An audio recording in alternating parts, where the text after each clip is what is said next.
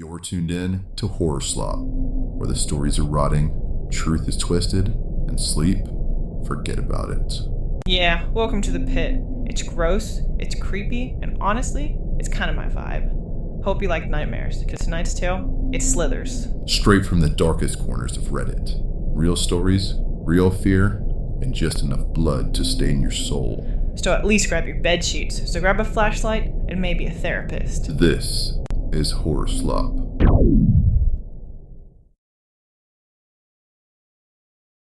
And now the first descent. One story to open the night. Just enough to crack the door and let something in.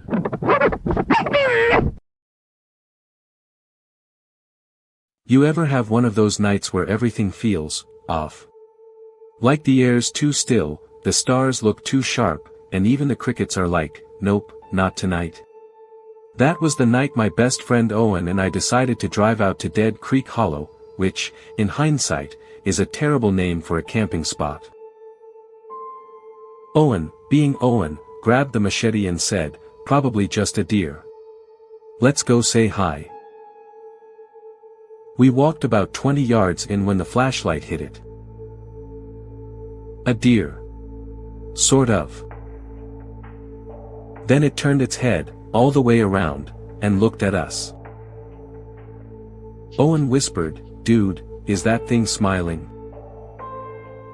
The deer thing didn't chase us. Not yet. I got to the tent. Empty. The beer was still there though, so I figured Owen hadn't made it far. Then I heard it again. That crunch. I turned, and Owen was crawling out of the woods. It had his face. Literally, his face. But it was stretched, like rubber over someone else's skull. His mouth was open wider than it should have been, and I could see his real tongue moving under the skin, trying to scream. I don't know what came over me, adrenaline, fear, or just pure idiot instinct, but I grabbed the machete and charged.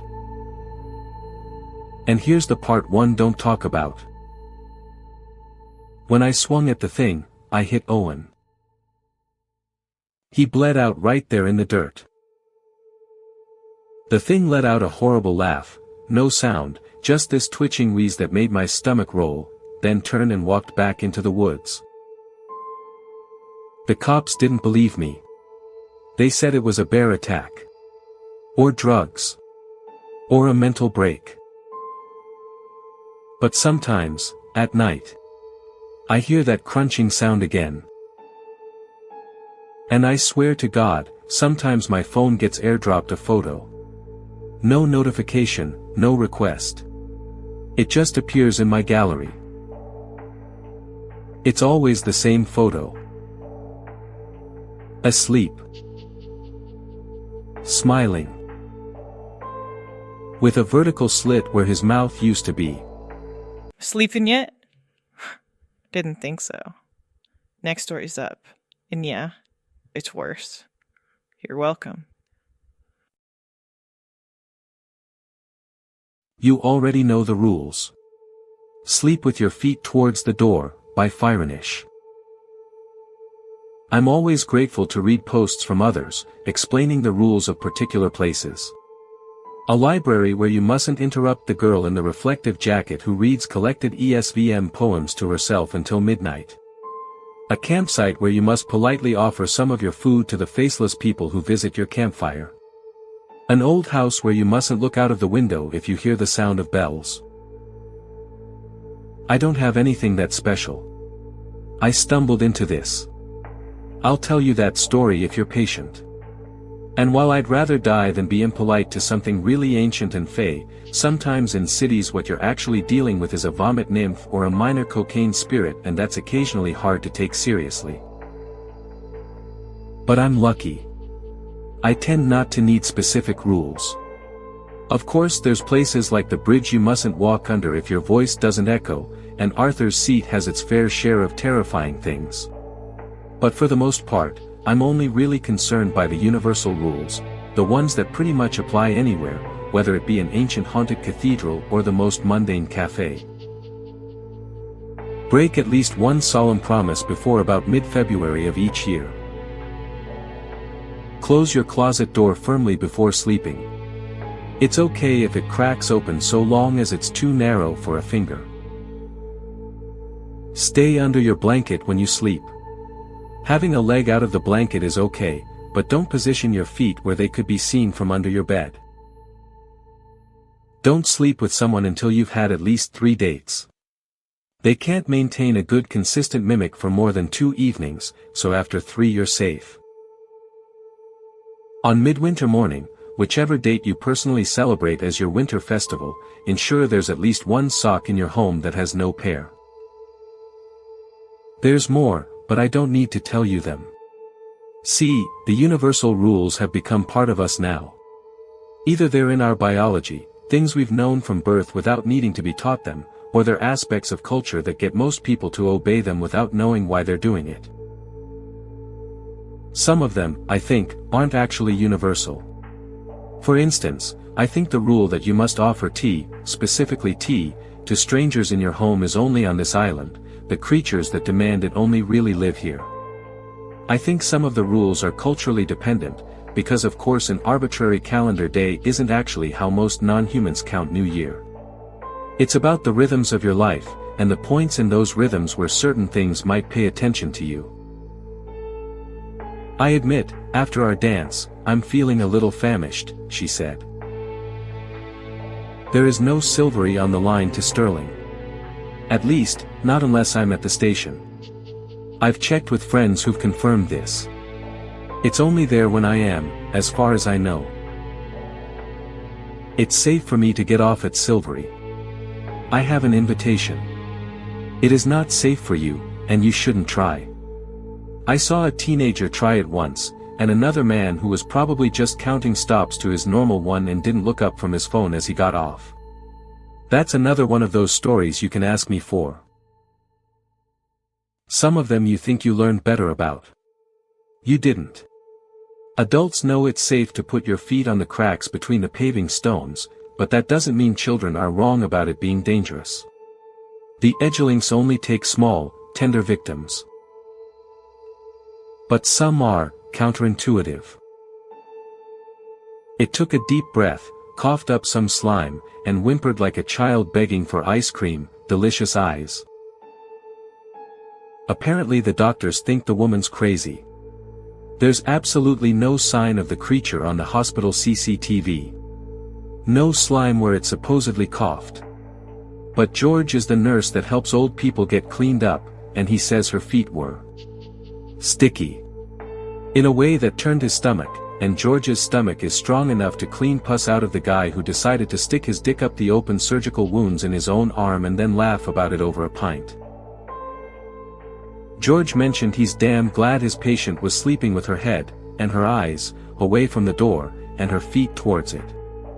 He's made sure it's hospital policy to ask all patients to sleep that way. Still with us? Good. That last one was just the warm-up. Let's go deeper. I've been seeing a man in my backyard for the past 2 nights, by opinion son. I am a male who lives in relatively nice neighborhood. I have a 2-story house. I am not on any medication and I have no record of schizophrenia or any other mental illnesses. I barely have any relationships with my neighbors, most of whom are elderly, and the rest I have minimal contact with.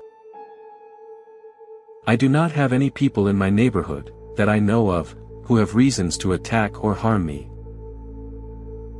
Now, let's get into what has been happening. About 2 nights ago I woke up very late in the night and I went to the bathroom to go take a shit. Now, my 2nd-story bathroom has a window that can see the entirety of my backyard. Directly behind it is a cul-de-sac which you can see directly into. There is a group of trees and pile of rocks and mulch that divides it. Usually I can see everything in my back room without turning on my because lights from my neighbor's house dimly lights the room. Take in mind this is 3 in the fucking morning. What person would be in their car just sitting there in the middle of the winter? As I go into my bathroom, I look outside to find nothing. The car had since left. I thought it was relief seeing as I probably was just freaking out over nothing and the person was just leaving whoever they were visiting, but then again, what are the odds that the moment I notice the car that's the moment that the person leaves? This is when my paranoia really started to kick in. This was fucked up. I had no clue whether the person was coming back later, and I can't call the police as they won't respond to a complaint that isn't even valid. I decide to wait until later to see if the person came back. I spent that night talking with my college friends about it over video chat, all of whom thought I was either making it up, or freaking out over nothing. I sign off and watch Netflix until it's pretty late. The entire time I just kept thinking about looking out my window to check, but since my friends had told me I was worrying about nothing and also since I am a bit of a coward I just never checked it.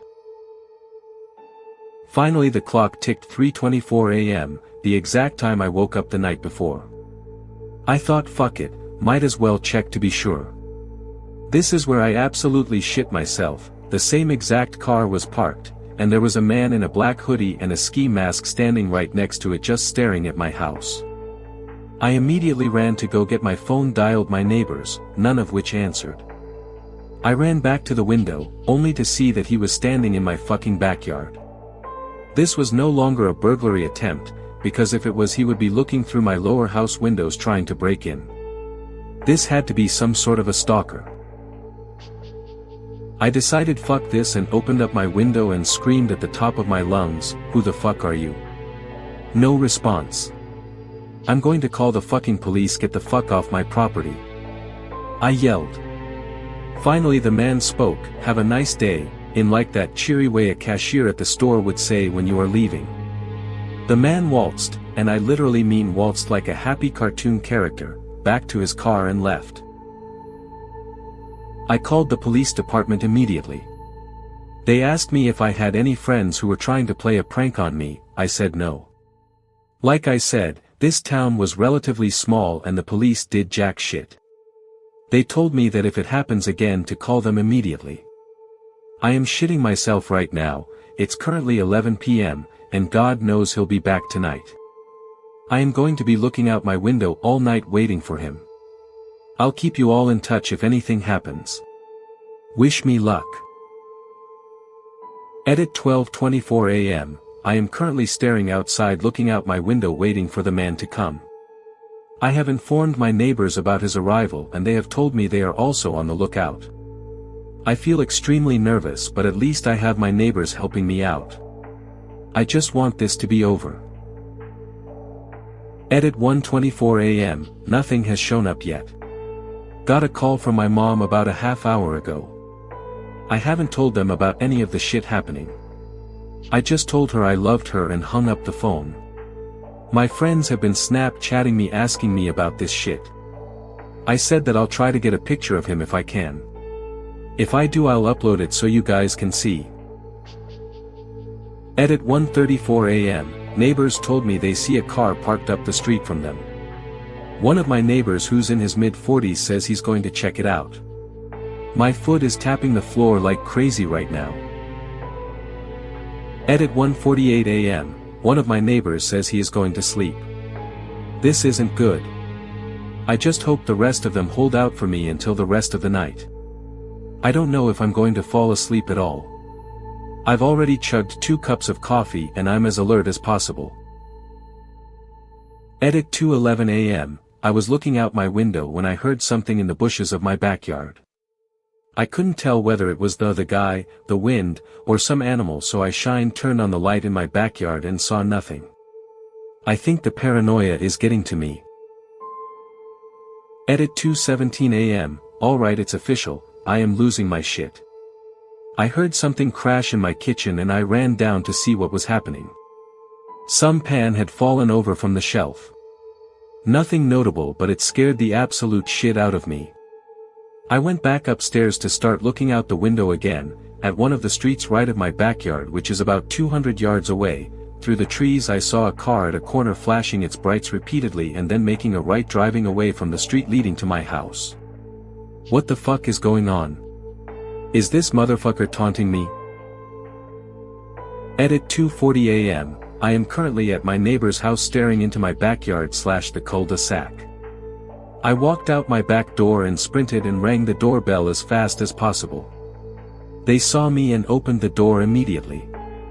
Scariest shit I have ever done. I was worried he was gonna pull up any second.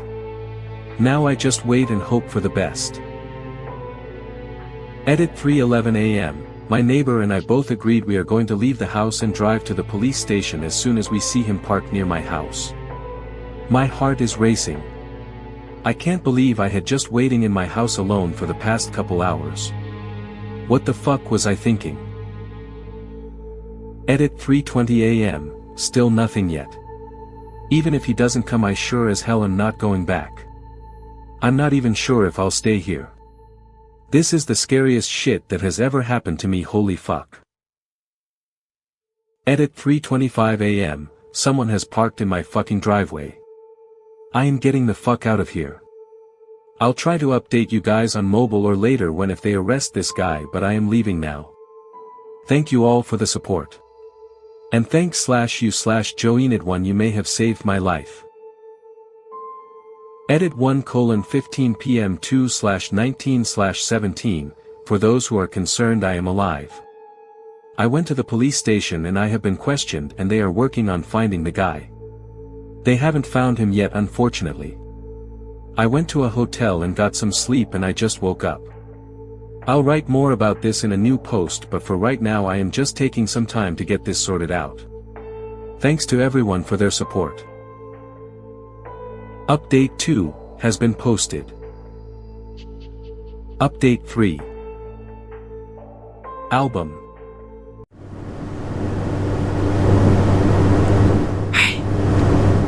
You feel that? That weird pressure in the room? Yeah. That's the algorithm. It knows you're watching, and it gets real cranky when you don't feed it. A simple ritual helps. Click the little thumbs up, tap subscribe, say its name 3 times into your phone mic. Kidding, probably. Engagement appeases the darkness. You know what to do. Good, human. Now, back to the horror. When I was 9 years old, I was assigned a project in school. The teacher called it the swapping game, and you may have heard of it. We were all given $1 to spend on anything we wanted. The idea was that we would take the item that we bought and swap it for something else. We would then take that item and swap it again, and so on. The project lasted for a month, and at the end of the month, whoever had the item that the teacher deemed the most unique and valuable would win a prize. There was an option for parents to opt out, and those children would do a different, in my opinion, more boring, project. I begged my parents to let me take part. They were reluctant. The idea of having to, in their words, hassle people for stuff wasn't something that appealed to them, but they eventually relented. The first thing I bought with my $1 was a big candy bar from the store. It was one of those kinds of candy bars that you were supposed to share, but really presented itself as a challenge to children to eat in all one sitting. It was filled with popping candy, which was my absolute favorite. It took every ounce of my willpower not to eat it right then and there. When I got home, my older brother's eyes widened at the candy bar, and he eventually convinced me to swap the candy bar for a shiny gold button that he insisted was made from solid gold and was worth hundreds of dollars. When my parents learned what had happened, they demanded he swapped back. It was too late. He had already eaten the chocolate, and the button he had given me was some cheap, plastic trash. My parents offered to give me another $1 so I could start again, but I refused. That would have been cheating. I was a competitive child, but I wanted to win fair and square. It made me more determined than ever. Every evening, I harassed my parents relentlessly to take me to visit my grandparents, aunts, uncles, and knock on neighbors' doors. They would grumble about having to take me, but I was obsessed. Some of the neighbors were intrigued and found the whole thing simply wonderful. They cooperated and helped me out, swapping things with me that were clearly a better deal for me than for them. However, it soon got to the point where I had run out of people to trade with. I wasn't allowed to knock on people's doors without my parents accompanying me, and they downright refused to knock on the doors of people who lived further down the street, as they didn't know those people. Of course, at first, people were just humoring me, but after a while, I started getting some pretty cool items to swap, like a shiny new frying pan which I swapped for a hairdryer, which I swapped for a beautiful, delicate necklace. It probably wasn't a particularly expensive necklace, but it was pretty all the same. By this time, my parents were tired of it and refused to accompany me anywhere else.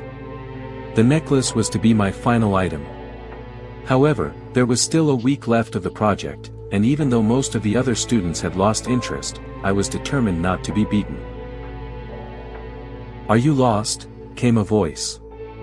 It was a lady in her 50s or 60s, who was stood in her garden, watching me run through the street. She looked like she might like a necklace. This was my chance. I'd messed the speech up. My dad usually did the introductions. It didn't matter though. She was smiling. "How old are you, sweetie?" "9, but I'll be 10 in June," I said proudly. I remember, even then, thinking it was weird that if she died 10 years ago, the bedroom looked as if a kid still lived there. I thought to myself that these adults were really messy and they should probably clean the room up. "It's okay," said the woman, but her voice sounded like it was underwater. "Have a lie down if you need to." "Darling, it's okay. We aren't going to hurt you. Doesn't she look just like Jacqueline?" the woman said to her husband, and he nodded, tears in his eyes. Now, the man said. "No screaming. That's one of the rules." "Jacqueline," said the woman. "When Daddy says I love you, you need to say it back." "No windows. No windows," came the man's voice from behind me, and I ducked as he hurled himself towards me and yanked the curtains. I flinched, but no pain came this time. "It's okay," he said. "You'll learn the rules, soon. /no crying. /no shouting or screaming." So I followed their rules and over time, they softened. I was eventually allowed free roam of the house whenever they were present, as long as I stayed away from windows, and, most importantly, whenever anybody knocked on the door, I had to run to my room and stay there until told to come out. I bolted to the front door, hoping and praying that I was right about it being unlocked. I was. I flung open the handle, and ran out of the house, running as fast as my skinny legs could carry me. At one point, I thought I heard voices, and I stopped dead. My heart was pounding so loudly that I was positive it could be heard, but the voices went away and I convinced myself it was the wind. After an hour or so of stopping and starting, the woods started to thin out and I saw I had come across a farm. Without warning, a large furry figure ran towards me and lunged at me. I froze in place, my hands lifted up to my face. My fingers felt wet and warm. It was a dog and it was licking me. It started barking excitedly. "Who's there?" came a voice, and a man walked over to me. He looked baffled. I must have been quite a sight. A child in a slightly too small frilly dress with no shoes on, running out of the woods, covered in cuts from being scraped and whipped from thorns and branches. What a dash, and when he saw my face, his eyes widened. Then he said my full name out loud. It was a question. "How do you know my name?" I asked. "You're safe now," was his reply. He brought me inside and tried to comfort me as we waited for the police to arrive. He was a farmer named Frank and his dog's name was Roy. Roy was supposed to be a guard dog, but he was apparently completely useless at it, so instead, he was just a normal dog. Frank let me pet Roy and I grabbed hold of him so tightly, shoving my face into his fur for comfort. Frank had recognized me from the missing child coverage he had seen on TV and told me my parents had been very worried about me and had been looking for me ever since I disappeared. He didn't ask me what had happened to me and I didn't tell him. He just kept telling me I was safe. I didn't completely believe him until the police arrived. It turned out the two people who had taken me had been responsible for the abduction and later murder of 4 little girls over the past 10 years.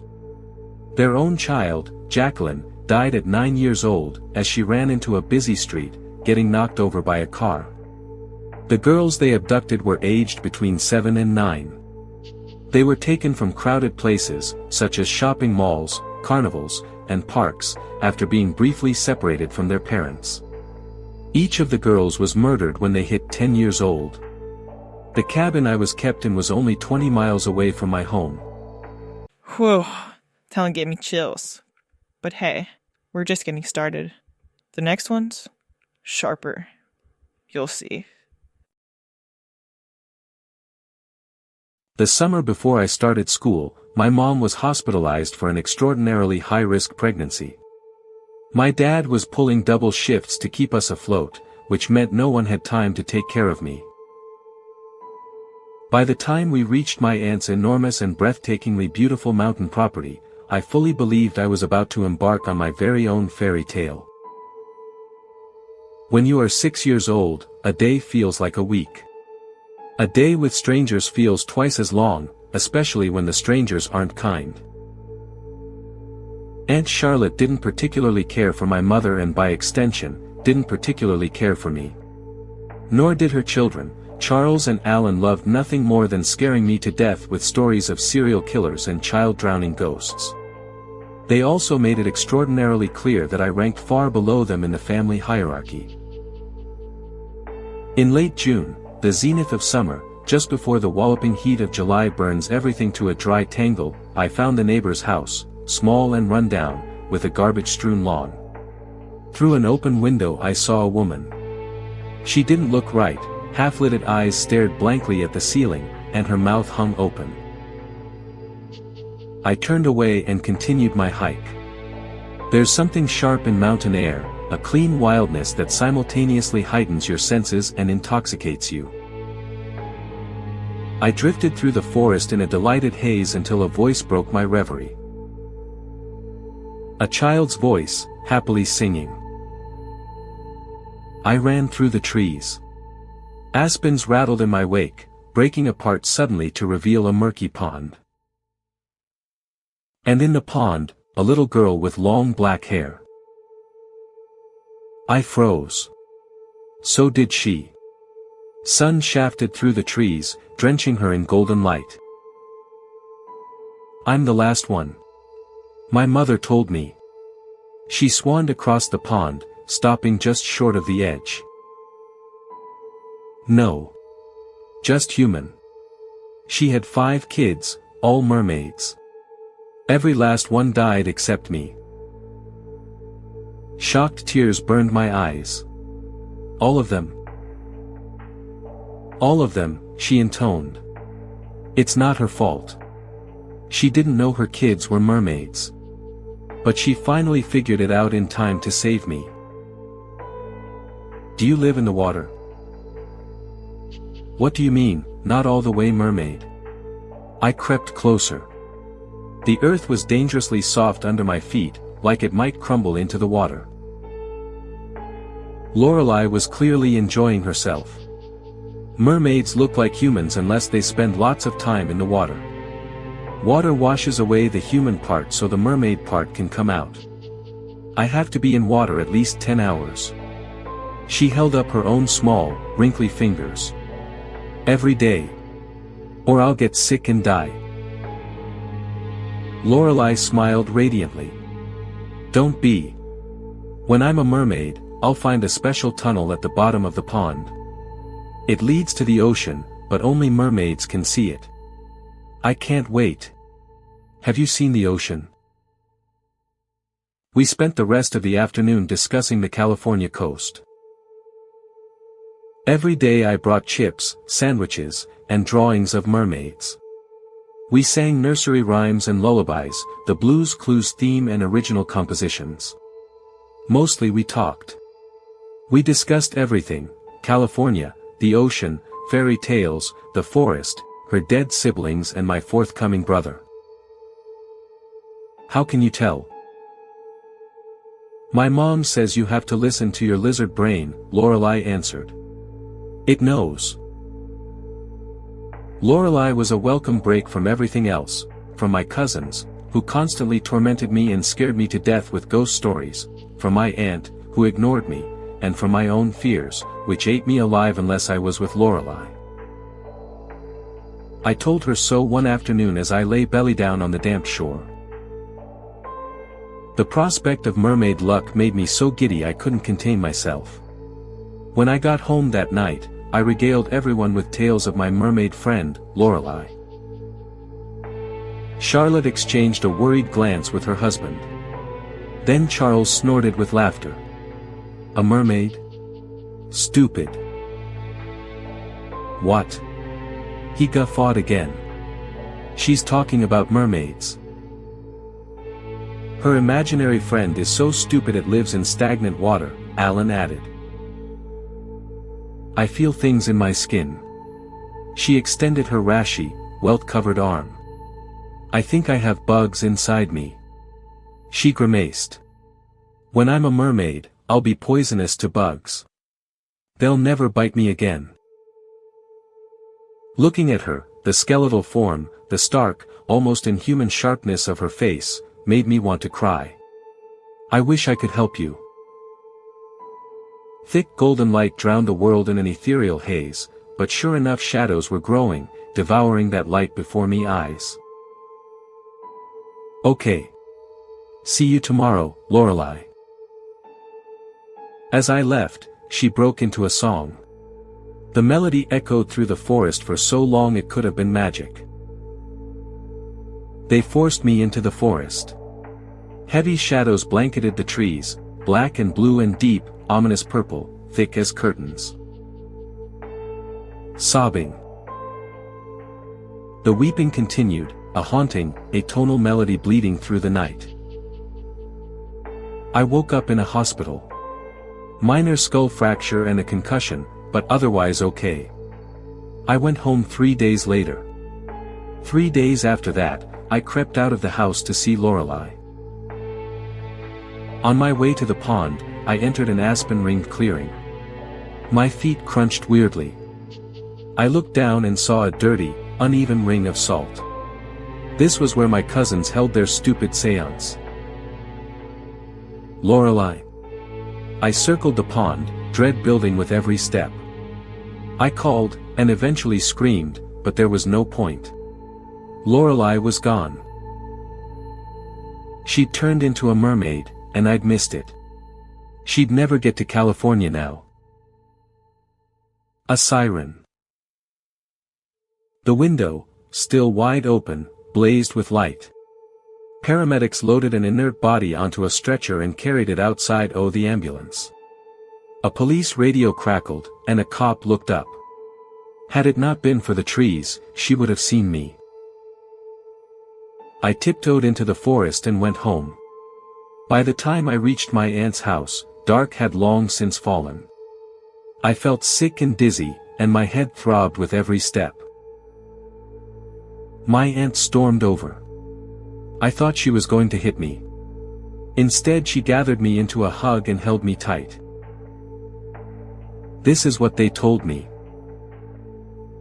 They searched the pond that night. At the bottom was an algae-slick block of granite. Chained to the block was the corpse of an emaciated little girl with long black hair. Anyway, let's lighten the mood with something fun and... Nah, just kidding. It gets worse. Hit it. And number X200B.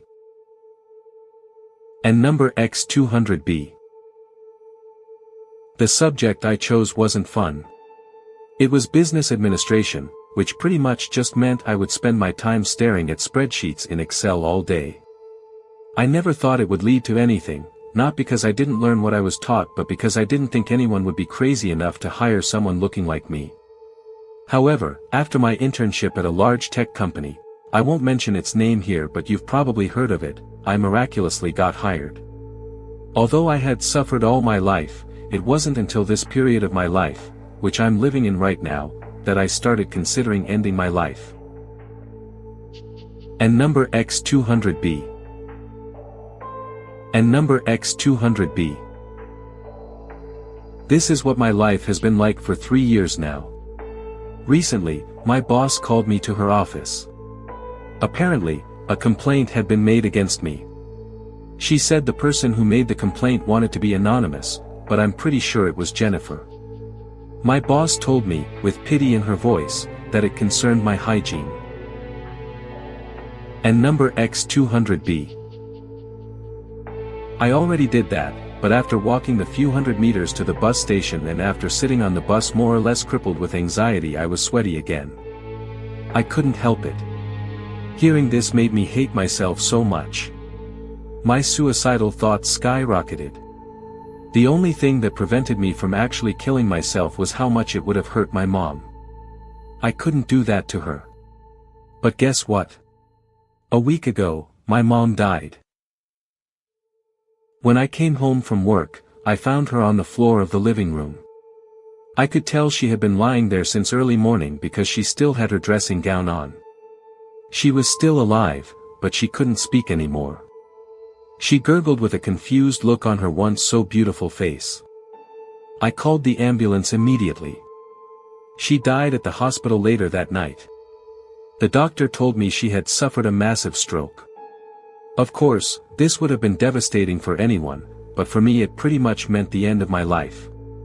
From my perspective, this world didn't have any decent people in it anymore.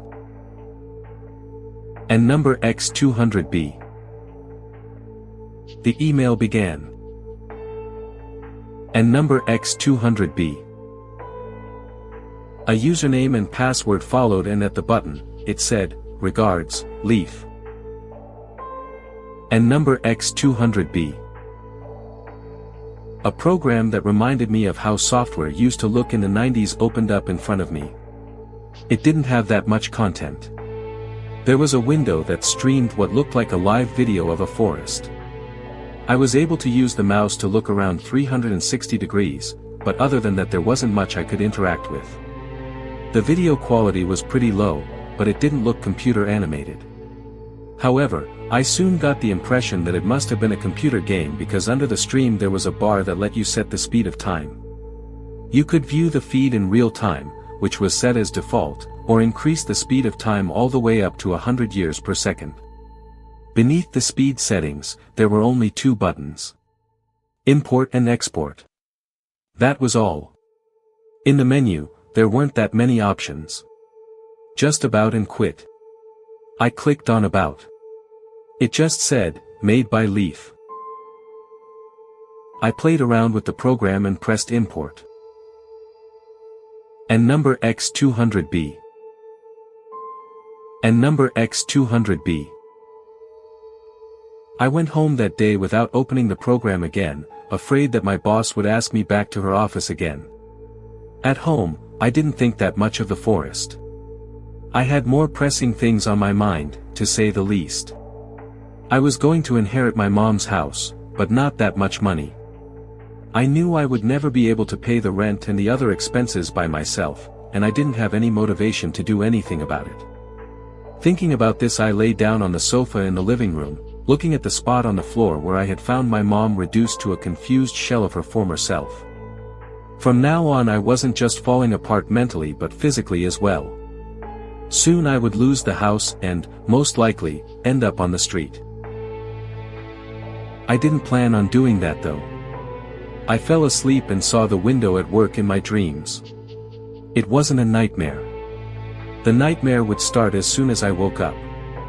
Next day I came to work 1 hour earlier than everybody else. Usually, I avoided coming in that early, but now I didn't really want to spend too much time at home. Seeing the shortcut to the forest on my desktop made me curious again. I opened it. Everything looked the same, except it was night time in the forest now. The moon, more orange than our own moon, shone a sandy yellow on the leaves of the trees. I increased the speed of time to a few minutes per second. Nothing changed, but I soon realized that the clouds passing in front of the moon moved faster than before. Neat, I thought without any actual emotion attached to it. After that, I tried to press the export button. The same kind of window opened up as when I pressed import but with no names in it. I went to the import window, looked at the list of names, and pondered what this was all about. Eventually, I decided to humor myself and searched for Jennifer. I selected her name and pressed import. A dialog box showed up. Are you sure you want to import Jennifer Norman into the forest? I pressed yes. And number X200B. More and more of my colleagues arrived, but not Jennifer.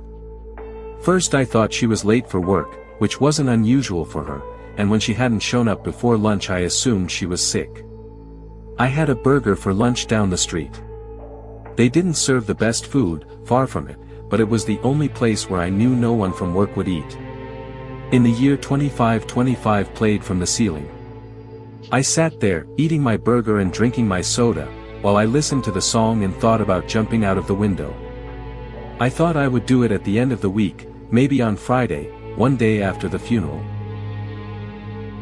Back at work my boss came to the HR department and asked if anyone had seen Jennifer. Apparently, she hadn't called in sick after all. It wasn't until now my brain went to that impossible place. Did this had something to do with what I had done in the program? Obviously not, but just in case, in some superstitious carefulness, I opened the forest and exported her. Are you sure you want to export Jennifer Norman from the forest? And number X200B. 1 hour later, Jennifer stepped into the office. I figured she had just been late after all, just unusually so. As she got closer, something seemed off about her though. One of my colleagues, a friend of hers, stood up and ran toward her. And number X200B. I don't know, Bella, I overslept, Jay just woke up, and I got here as quickly as I could but I don't think I'm well. I think I have to talk to the boss about. What happened to your face? Bella continued without listening. Is that real? And your clothes, have you seen yourself in the mirror today? My God. I looked at Jennifer's face.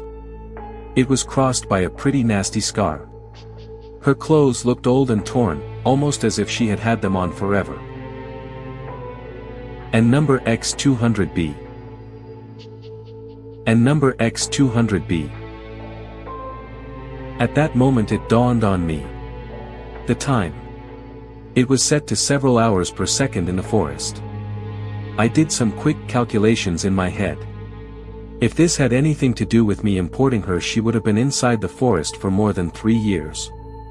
While I sat and ate my burger down the street, listening to in the year 2525 she had spent years inside.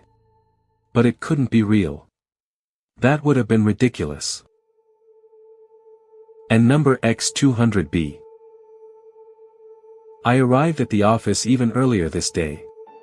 I opened the forest. It was still set to a few hours per second. I pulled it back to real time.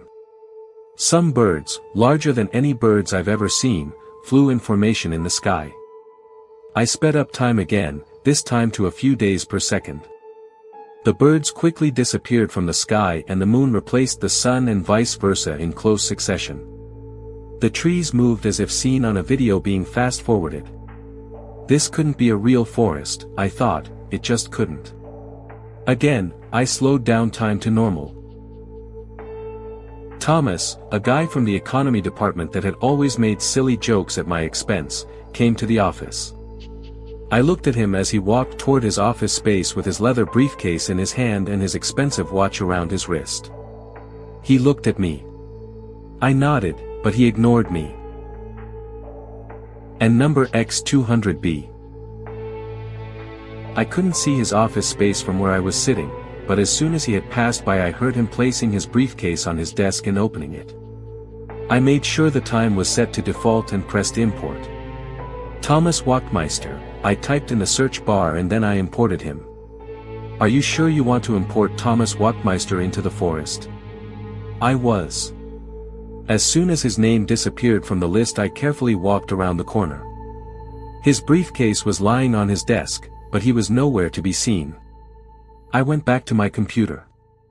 I looked at the video stream of the forest. It was in the middle of the day there now. I slowly moved the camera 360 degrees to try and see if I could see Thomas somewhere. It made me feel like an idiot even trying this, given how impossible it was.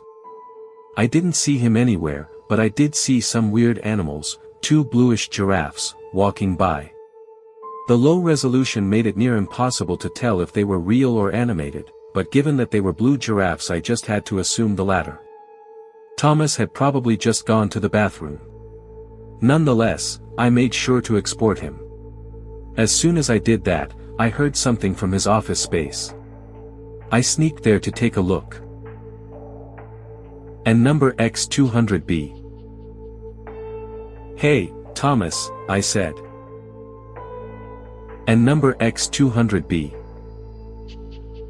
And number X200B. And number X200B. And number X200B. Most of the creatures I saw reminded me more of monsters than of animals. I saw an enormous white centipede with hundreds of red eyes. I saw some kind of snail, or blob, devouring a creature that reminded me of a huge thick insect. At one point one of the blue giraffes came close enough to the camera for me to see that it didn't have a head, just randomly placed mouths along its neck all filled with vicious teeth. Sitting in the safety of my office watching these horrific creatures hunting each other on my screen gave me an odd feeling of coziness, like being inside during a storm. And there were a lot of storms inside of the forest. Sometimes they raged for years and I had to speed up time to see the end of them. When turning the camera upward during these storms, I could see a purple nuance within the heavy clouds. All of this mesmerized me to such an extent that I didn't think much of the window, but I still knew that my life was over and that I didn't really have a choice. During Thursday, yesterday, I continued to observe the forest. Again, I pressed about. Made by Leaf. Who was he? I spent the better part of the day trying to figure that out. I opened his email to me again, copied his email address and tried to find him in the list of employees. However, he didn't show up. Even though he had one of the company's email addresses, he didn't seem to be registered as an employee. I checked documents going several years back, but without any luck. The name Leaf never came up. I thought he might have resigned, but he should still have been seen in some of the records I checked. Eventually, I gave up trying to find him and went home without getting any significant work done that day at all. I arrived early at the office. I knew that most of my colleagues were still asleep. Today, they would wake up to a new surrounding. For some reason, my boss was in her office though. She couldn't see me from where she was, but I could hear her on the phone. It seemed to be an important call and it was probably the reason she had come to work so early today. And number X200B. And number X200B. James O. Nielsen is about to expire. Do you wish to export? And number X200B. Again, I pressed no. I went to the export list and saw that it was empty. I considered importing even more people, but decided my deed was done now. There was only one thing left to do for me. I looked at the window. My decision to jump didn't have that much to do with what I'd done. It wasn't a coward's escape from the police or anything. I knew that no one would be able to figure out where all those people went anyway. I would never get caught. My suicide was supposed to be the end of my suffering, and that was why I still planned on going through with it. And now was the time. Before I walked up to the window that I had fantasized about jumping out of for so long, I dragged the speed back to normal in the program. And number X200B. And number X200B. And number X200B. And number X200B. When I set the speed back to normal, the people were living in what could only be regarded as a town. It still looked like the village, but it was bigger and had objects made of metal in it, such as weapons and tools. Perhaps this was the Bronze Age. About 20 people, dressed in white robes, were praying around the camera. They reminded me of a mixture of Hindus and Muslims. Their religious devotion to the camera made me feel important in a way I've never felt before. After all, these people wouldn't have been born without me. In a way, I truly was their god. And a part of me felt like it. I sped up time and once again I noticed that nothing much happened. Development was slow. And number X200B. And number X200B. I decided to increase the speed of time to 100 years per second again. It wasn't possible to see any individual actions, but the town grew, then it was seemingly destroyed for a fraction of a second and then it reappeared even bigger than before. This was repeated several times and after about a minute on my end, 6,000 years in the forest, I slowed down the speed of time again. The town was an ancient city now, looking like what I imagined Athens must have looked like back in the day. I noticed the flag of this civilization. It was black with a golden tower in the center. Perhaps it depicted the camera, I thought. After all, I had never seen the camera and didn't know what it looked like. As I let time speed up again, this city was destroyed and rebuilt a few times as well. And number X200B. It was the janitor, a guy that always joked about my weight. And number X200B. And number X200B. Hey, what was that? He said. Some kind of game. And number X200B. And no. Come on, let me see it. I nervously brought the program up on the screen again.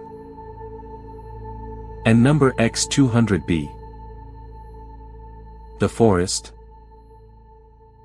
And number X200B. And number X200B. I panicked and didn't know what else to say but the truth. So what do you do? Is it like Age of Empires or something? And number X200B. It isn't really a game, I said, ignoring his insult. Look, there are only two options. Import and export. And hey, look, if I press import I get this list of everyone that works here. And number X200B. I opened the list. Well, what happens if you press import? I selected his name and pressed import. The usual dialog box appeared. Are you sure you want import Ignacio Gonzalez into the forest? Ignacio laughed. This is some strange shit, man, And number X200B. And number X200B. I absently clicked no and let time flow by in the forest at full speed. Given what I knew about history on Earth, I assumed that the civilization inside the forest would soon mimic my own civilization. A minute later, I saw that I was right. The city had gone from ancient to modern in only 60 seconds. I didn't see any skyscrapers or anything, though. The camera was inside what looked like a huge military facility. People that looked like scientists walked around it doing different kinds of measurements. For a few minutes, I watched them work. On one of the walls, there was a huge world map. It didn't depict any continents on Earth. I could see borders and dots marking different cities. On some primitive level, I felt kind of offended that the people had stopped worshipping the camera. And number X200B. I slowed down the time. I had no idea what had happened, but it looked like the city had been bombed. I could see skeletons of skyscrapers in the distance and there was smoking rubble everywhere. Then, I saw a bright light in the distance followed by a mushroom cloud climbing towards the sky. A sadness came over me.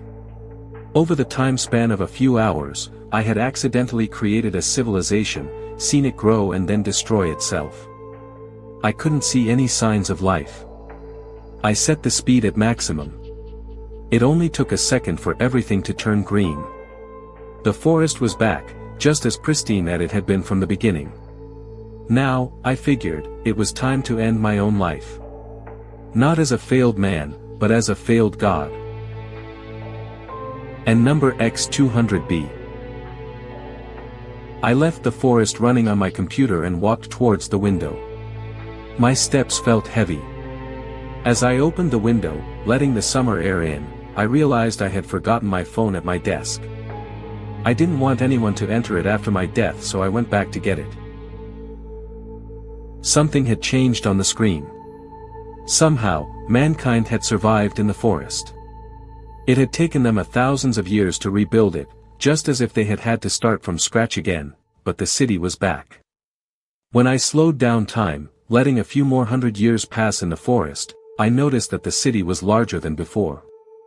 The skyscrapers reached further up into the sky and, to my amazement, I could see thousands of vehicles flying through the air.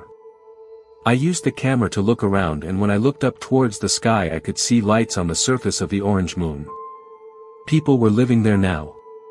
As I watched this world, now completely transformed from a horrific wilderness to what looked like a technological paradise far surpassing anything on Earth, I cried tears of a happiness I've never felt before in my entire life.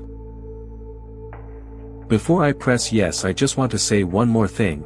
If you ever get an email from a man named Leaf with a login to the forest, say, thank you, from me.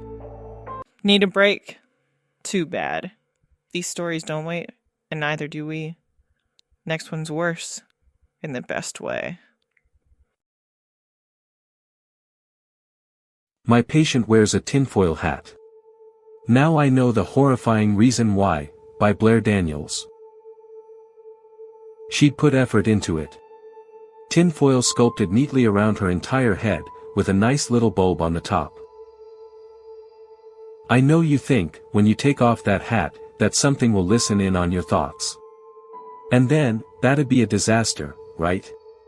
Because maybe the government, or aliens, or whatever else is listening will use that to their advantage. They'll stalk you, or try to control your mind. But that won't happen, Sarah. But they'll kill me. When they hear my thoughts, they'll come in the middle of the night and... I promise, you are. There's nothing to be afraid of, okay? Nothing. I leaned forward and gave her a smile. Can you try to take off the hat? Please. Try. For me. I promise, nothing bad will happen. Promise. I'll even do the pinky thing. She finally broke into a smile. Dr. Taylor? Are you okay? A ringing filled my ears. It gave way to whispers, talking all at once, overlapping and hissing. Some fell away, others intensified, until the words became clear. Take that knife from the cabinet. Now. The voice wasn't hers. It was low, deep, rasping. The kind of voice that scrapes at your mind, shredding your sanity. Sarah? I asked. But my voice sounded so small. And then I felt my body move. I clenched my muscles, tried to stop, but nothing happened. My feet shuffled forward, towards the cabinet. Her eyes widened. She reached down and grabbed the tinfoil, pushed it back over her hair. Immediately, the voices extinguished. A dull ringing throbbed in my ears. It's okay, Sarah, I said. You're going to be okay. I promise. But I wasn't so sure that was a promise I could keep. Because now I knew. She doesn't wear the hat to keep something out. She wears it to keep that voice in. Alright, quick break before our next story. Let's check in with our resident spooky dude. Hey, you ever smile, or is your face just stuck that way? I smiled once. The sky bled. A child vanished. Never again. Okay, drama. Maybe next time just try a dad joke. Knock, knock. They never made it to the door. Wow. Fine, stay moody. Anyways, back to the darkness. This next one's got teeth. I am also not going to bother explaining how I got into this line of work. Needless to say, I am not a victim. I'm not looking for your pity, and I'm most definitely not in need of rescue.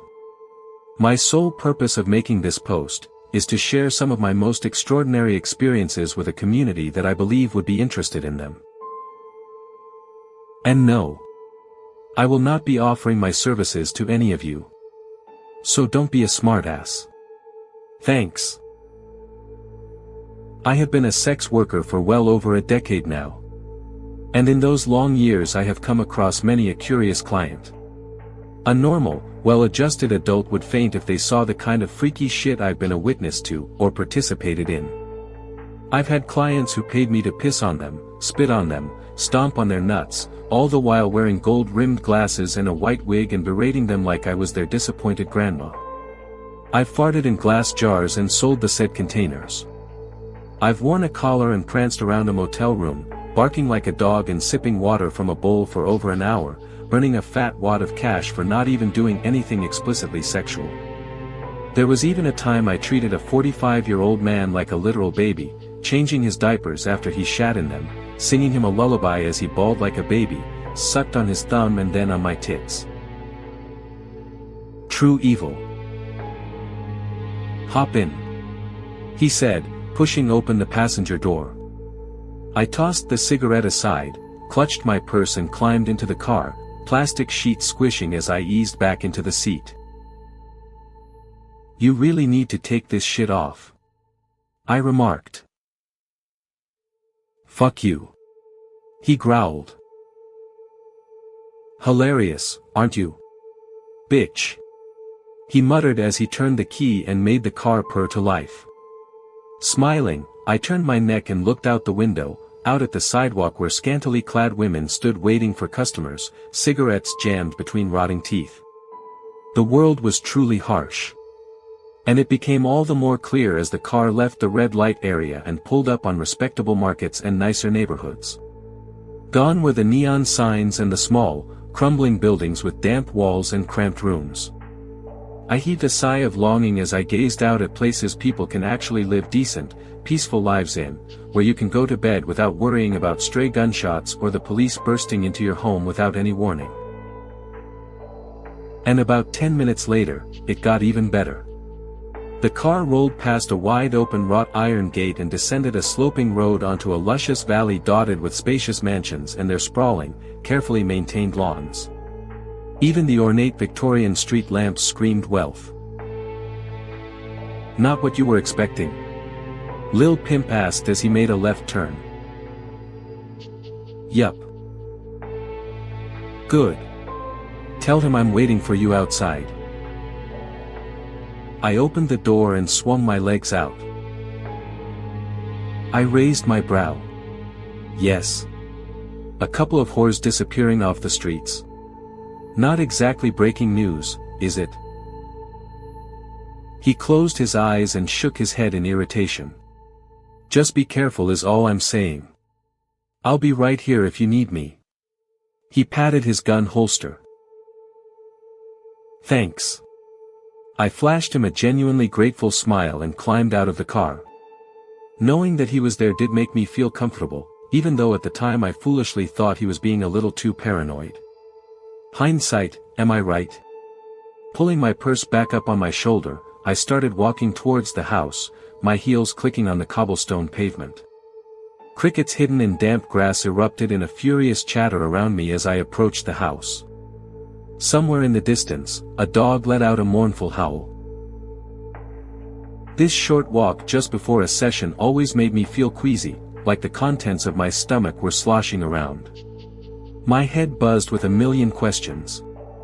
Who was my client? What was he like? What will I have to do? I couldn't wait to get inside and find out. And get it over with. Just then, almost as my thoughts had been heard, the gate of the house swung open with a rusted groan. I followed, letting my eyes wander over the lawn. Walled in by a tall and thick hedge, it held a certain beauty that's hard to achieve without both wealth and time, two luxuries that seemed far out of my reach. Colorful flowers shone under the gentle moonlight, swayed mesmerizingly with the cool breeze that made my skin feel soft. My ears tingled with the sound of the babbling of a garden waterfall. Envy reddened my cheeks. "Well," the man asked, pulling me out of my own head, "are you coming?" He was holding the front door open, looking at me questioningly. I nodded and climbed the short flight of stairs leading to the door. He entered first, strode off to the right and flipped the light switch on before gesturing at me to come in. Opulence that bordered on the obscene greeted me as I walked into the house. Fuck, but I would have to work non-stop for half a year before I could afford just the rug in this place. "Sure," I replied. "Just point me to the bathroom and I'll quickly freshen up." "Oh no, don't bother. This will be over quick." He chuckled as he pointed at the bulge in his pants. I fought the urge to roll my eyes and shrugged. Maybe he wanted me to pee on his dick. Maybe that was his kink. I'd seen worse. A smile flashed across his face, making his birthmark ripple. "Okay. Great. Let's head to the basement, shall we?" I froze. He looked at me blankly. "The basement. That's where we'll have our session." Trapped by my own reputation. Oh. High eyes widened. "You're worried I'm going to kill you, right? You don't have to be scared of that. It's not why I called you here." I tried to think of a suitable reply to give to this nut. "You could if you were a squatter. You could kill me and escape before Lil Pimp could get here. No one would even know who killed me. Listen, I'm not even going to touch you. I'm just going to touch myself, while watching you. That's it. That's all I want." He could sense the indecision in me. "How about I double the money? Would that make you feel better?" He clapped his hands. "Perfect." I really should have asked why we needed to go down to the basement for him to masturbate while watching me. I really should have. We reached the landing at the bottom. A click, and the basement was blasted with the sharp yellow glow of another light bulb. A scream died in my throat. In a corner of the basement, a girl was chained to the walls. A dirty rag was stuffed in her mouth as heavy shackles bound her wrists and ankles. She moaned and shifted, ever so slightly. This girl. She must have been one of them. Those who disappeared off the streets. Sweat beaded on my forehead as my hands began trembling. Good God. How the fuck did I get into this mess? "Stay right there now," he said as he tossed the hammer and snatched it out of the air. Whistling, he began walking towards the girl, who finally saw what was happening and began struggling with her shackles. It was useless, the chains were too strong. She shook them once again and sobbed into the rag. The man kept whistling as he strolled towards her. "Nah," the man said, turning around and pointing the gun at me. "Keep your hands to your sides. And just watch. That's all you have to do." My hand shot away from the purse like it had been zapped. I saw that she was looking at me. Sad, pathetic little eyes, pleading, begging me to save her. The light bulb overhead was reflected in those shimmering blue pools like a tiny flame of hope. Tears of shame singed my eyelashes. My heart pounded so hard in my chest I was afraid it was going to explode. I was frozen with fear. I know I should have done something to save her, or at least tried to run. But it all happened so fast. I didn't even get the chance to wrap my head around what was happening and the poor girl was already dead. Next thing I knew he was looking at me, cold brown eyes burning holes through me. His hand was slathered with blood and he was using it to pleasure himself. That's it. He moaned. That's exactly what I wanted. I shuddered. Creepy fucker. This is what he called me here for. He wanted to get off on my fear and helplessness. I might have been too scared to stop him, but I wasn't giving him what he wanted. I gritted my teeth, hardened my eyes. It was the least I could do. So, I said, deliberately killing all the emotion in my voice. What is it that you want me here for? He stopped. What? He tried to keep going, but it wasn't working for him anymore. Of course it wasn't. He grew soft. You. He said. What are you doing? Nothing. Are you not scared? No.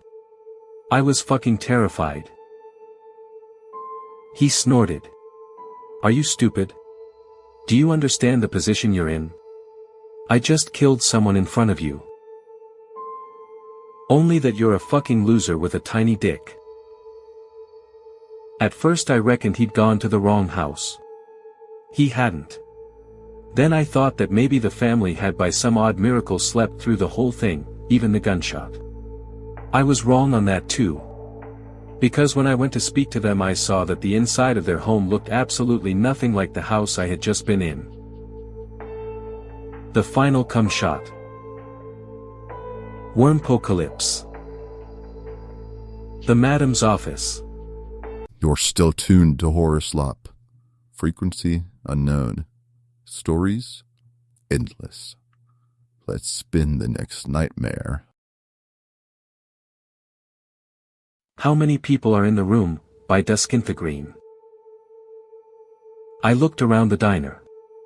It was 2 a.m. The place was mostly empty. What do you mean? Maybe 5, 6, I replied. Stella's lips trembled. How many people are in the room exactly? She was terrified. 6, I said. 6 people.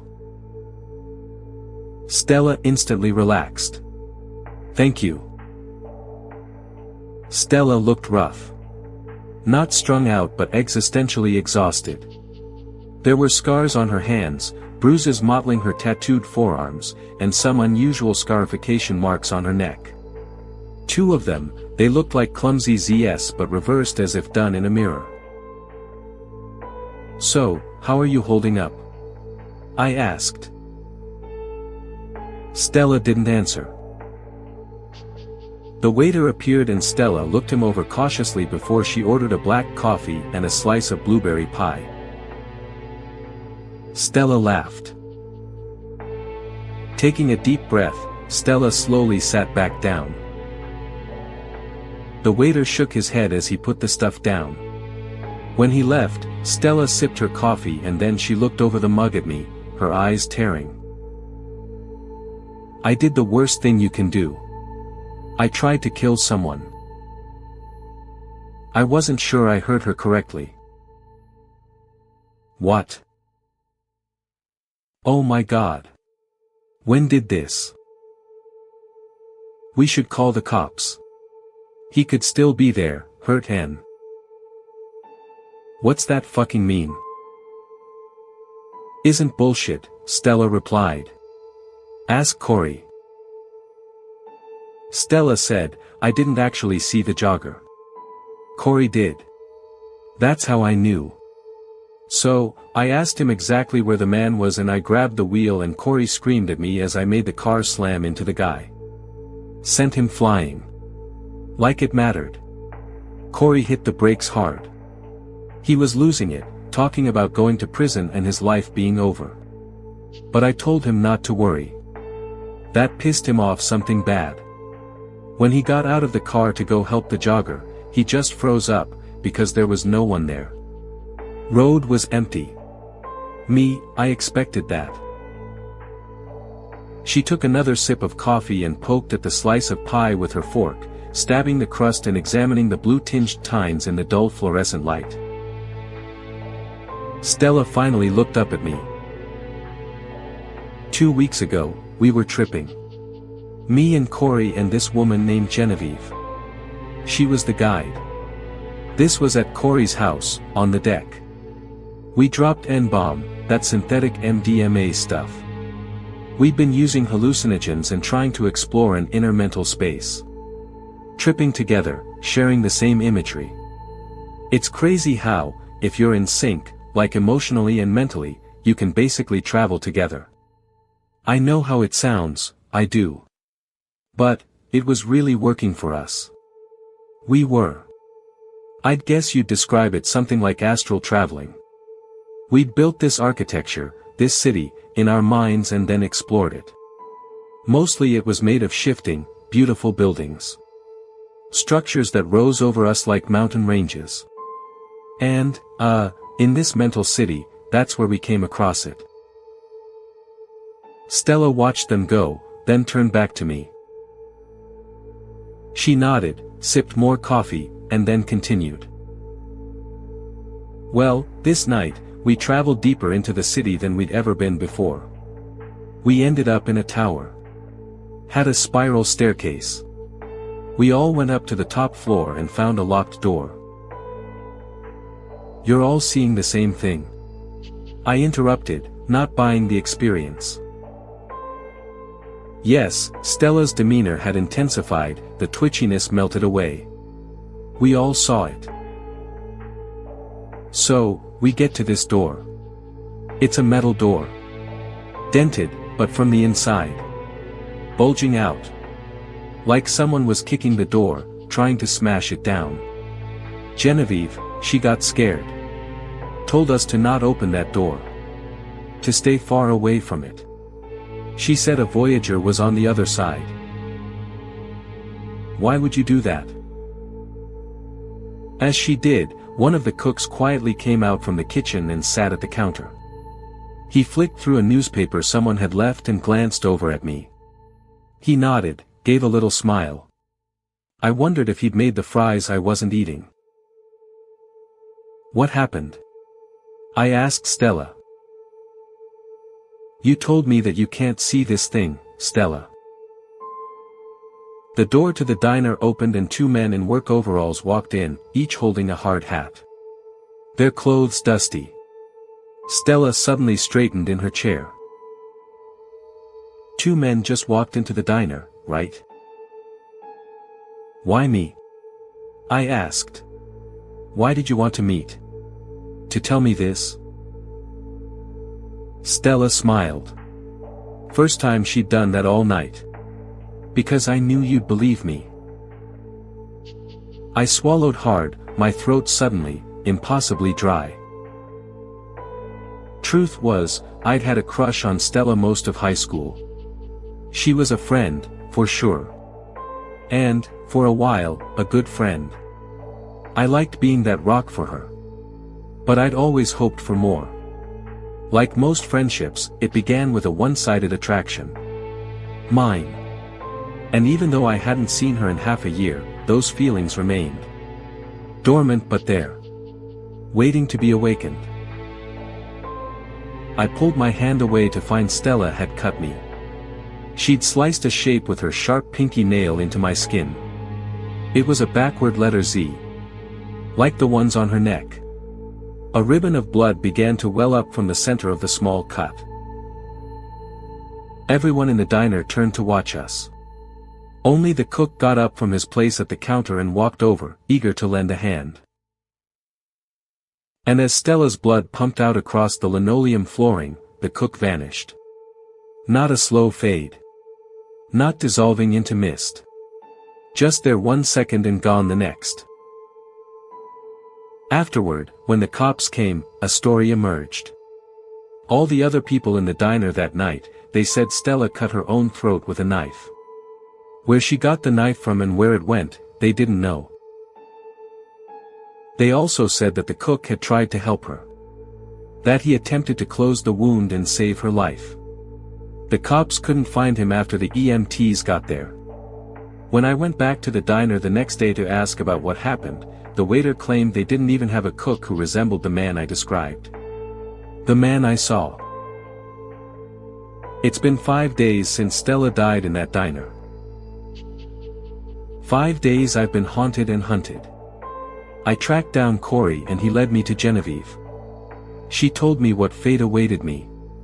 According to her, Voyagers used the symbol, the backward ZS that were on Stella's neck, the one she scratched into my flesh, to track their victims down. And now she's doomed me.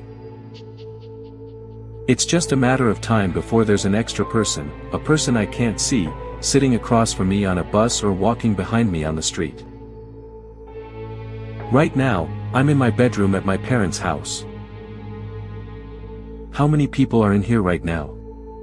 Something's still listening, and it wants more. Next story. Just don't say its name. Something's really weird about my sexy new neighbor, by Nazy Sharks. You see the titties on that? Sam asks.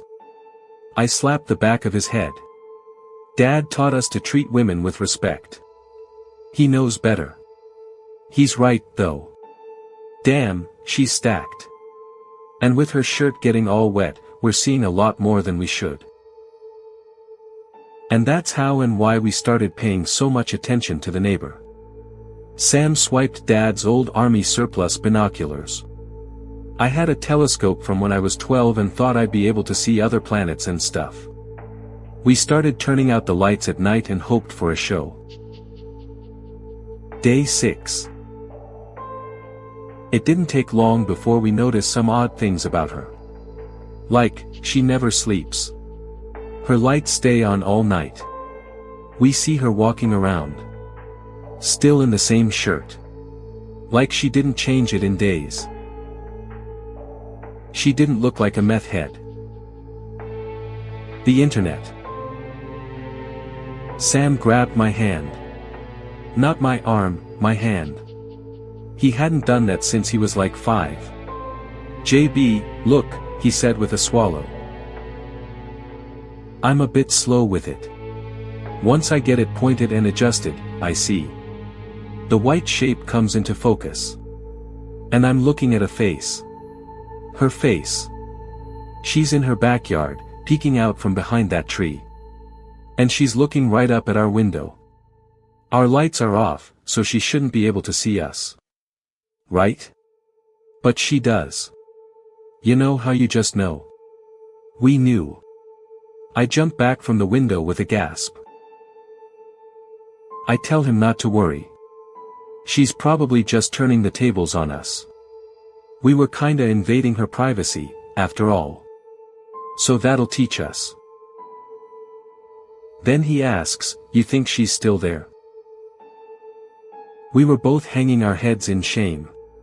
When I looked up to see if she was mad or if she was trying to seduce us or something, it was weird. Like, have you ever seen someone with no expression at all? It's like she was hypnotized. You should come in, she said. She didn't seem to feel it. She just said it. Sam looked to me. I think he was ready to take her up on the offer. I can't say I blame him. She looked real good. But I told her we had to be getting back. Dad's waiting. She closed the door without a word. Sit down, he told us. So we did and we all started eating breakfast. Mom was still asleep, by the way. She always stays up late catching up the DVR on Saturday nights. We kept eating our breakfasts in silence. Until he asked, "I ever tell you about Red Finney?" He mentioned the name before. We knew Red was a kid in his neighborhood when Dad was growing up. Somewhere in Baltimore. But we didn't know anything really about him. We asked before, but he always changes the subject. So we shook our heads. "What does that make Red?" Dad asked. "Stupid," we both said. Anyway, then one day Red was gone. You thought this was gonna be a heist. We go in there and find some ancient jewels and a ghost and solve a murder. If Red did what he said he was gonna do, he didn't tell us. And we didn't want anything to do with it. Breaking and entering was not a part of how we wanted to start life. He just went missing. Never found him. We thought all kinds. Maybe he ran away. Maybe he killed himself somewhere. Dad finished off his breakfast after that. Took his plate to the kitchen sink to clean it off. Stuck it in the dishwasher. Me and Sam looked at each other. "Well." "Damn," Sam said, "she aged better than you." You're not listening. Too busy wisecracking.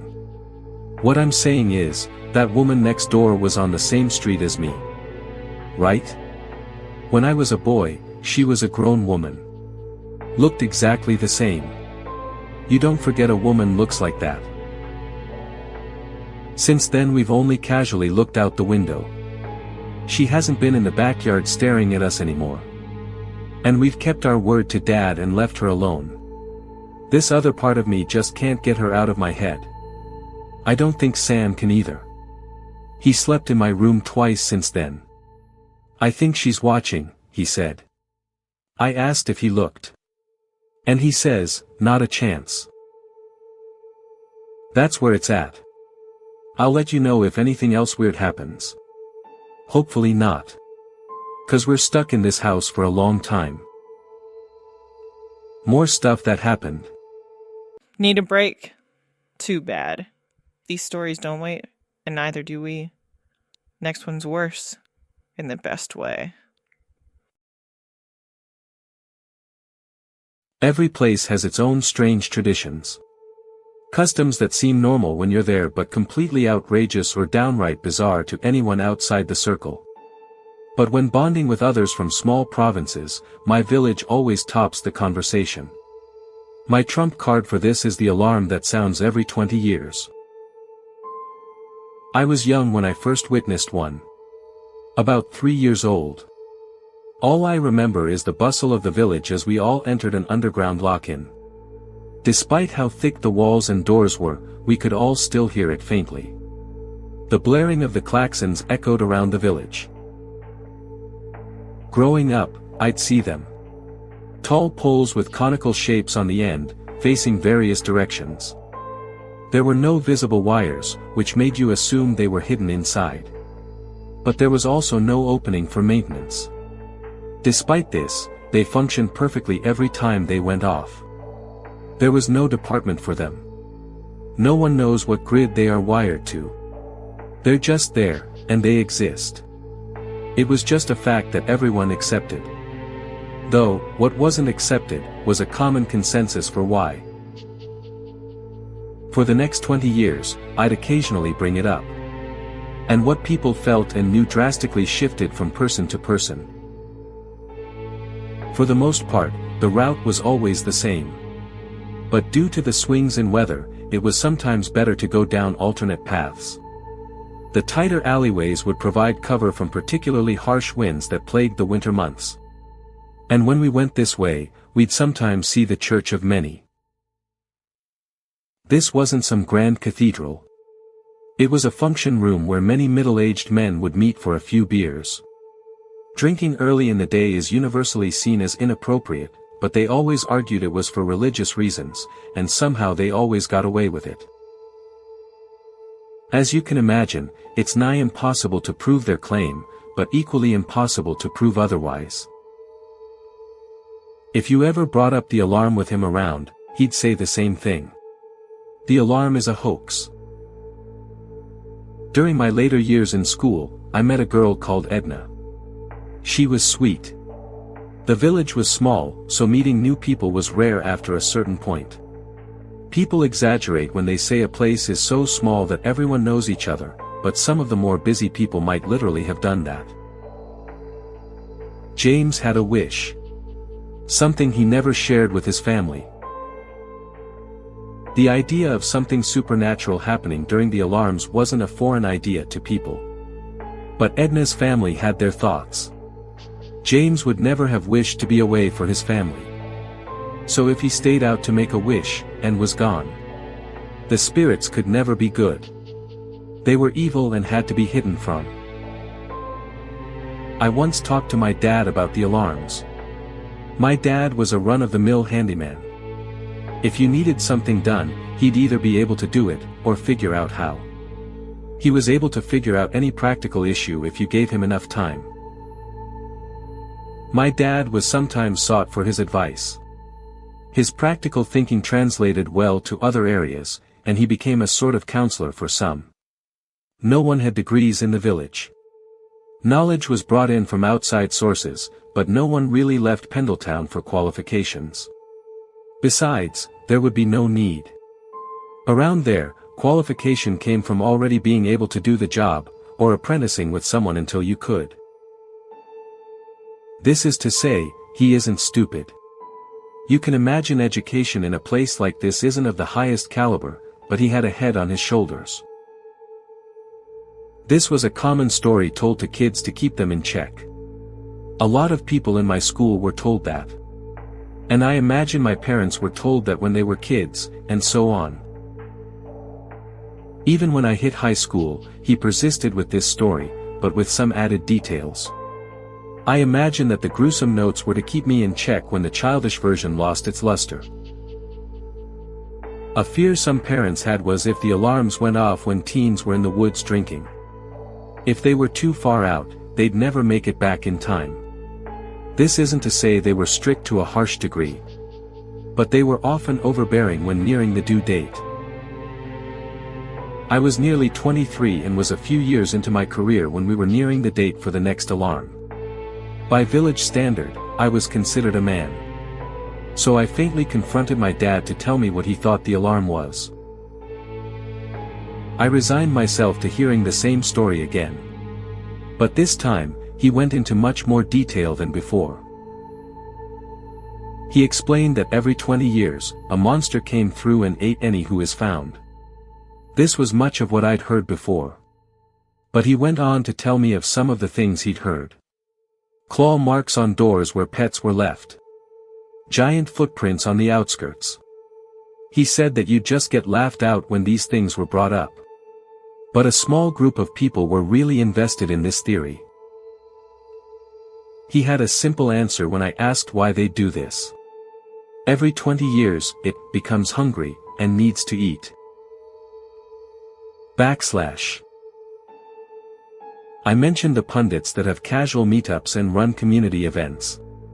But during the year leading up to the big day, the members of the Church of Many go into full force.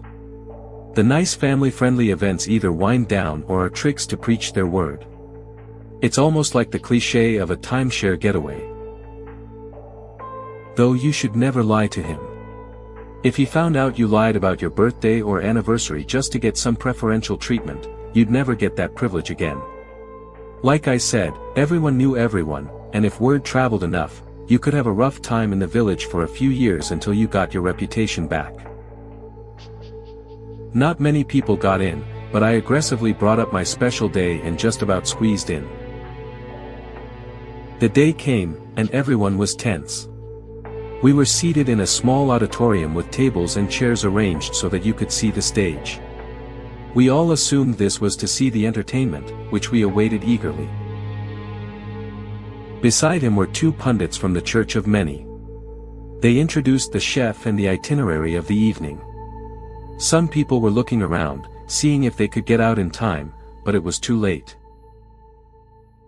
The heavy propaganda that ran the whole night drowned out smells of exciting spices. Members of the church came up and had many segments throughout the night. Throughout the years, they ran many festivals that celebrated local culture. One segment was about their contributions to the growth of the town. Raising a family here was very prospective due to the many great events they organized. This appealed to the family-oriented people of the crowd. If you ever needed help, the Church of Many were there. One woman had an accident in which a heavy piece of furniture was dropped and crushed her leg. Her career died on that day, along with her dreams of dancing. So the church ran a fundraiser for her to receive outside help, and with the help of a hospital many miles away, she managed to regain some of her leg function. To this day, she still leads a healthy life. The food came out, and it was divine. I don't even remember what it was called, nor do I fully remember even what meat it was. It was a blast of spices and sauces mixed in a way utterly alien to our meat and potatoes culture. The reaction was visceral at how shocking it was.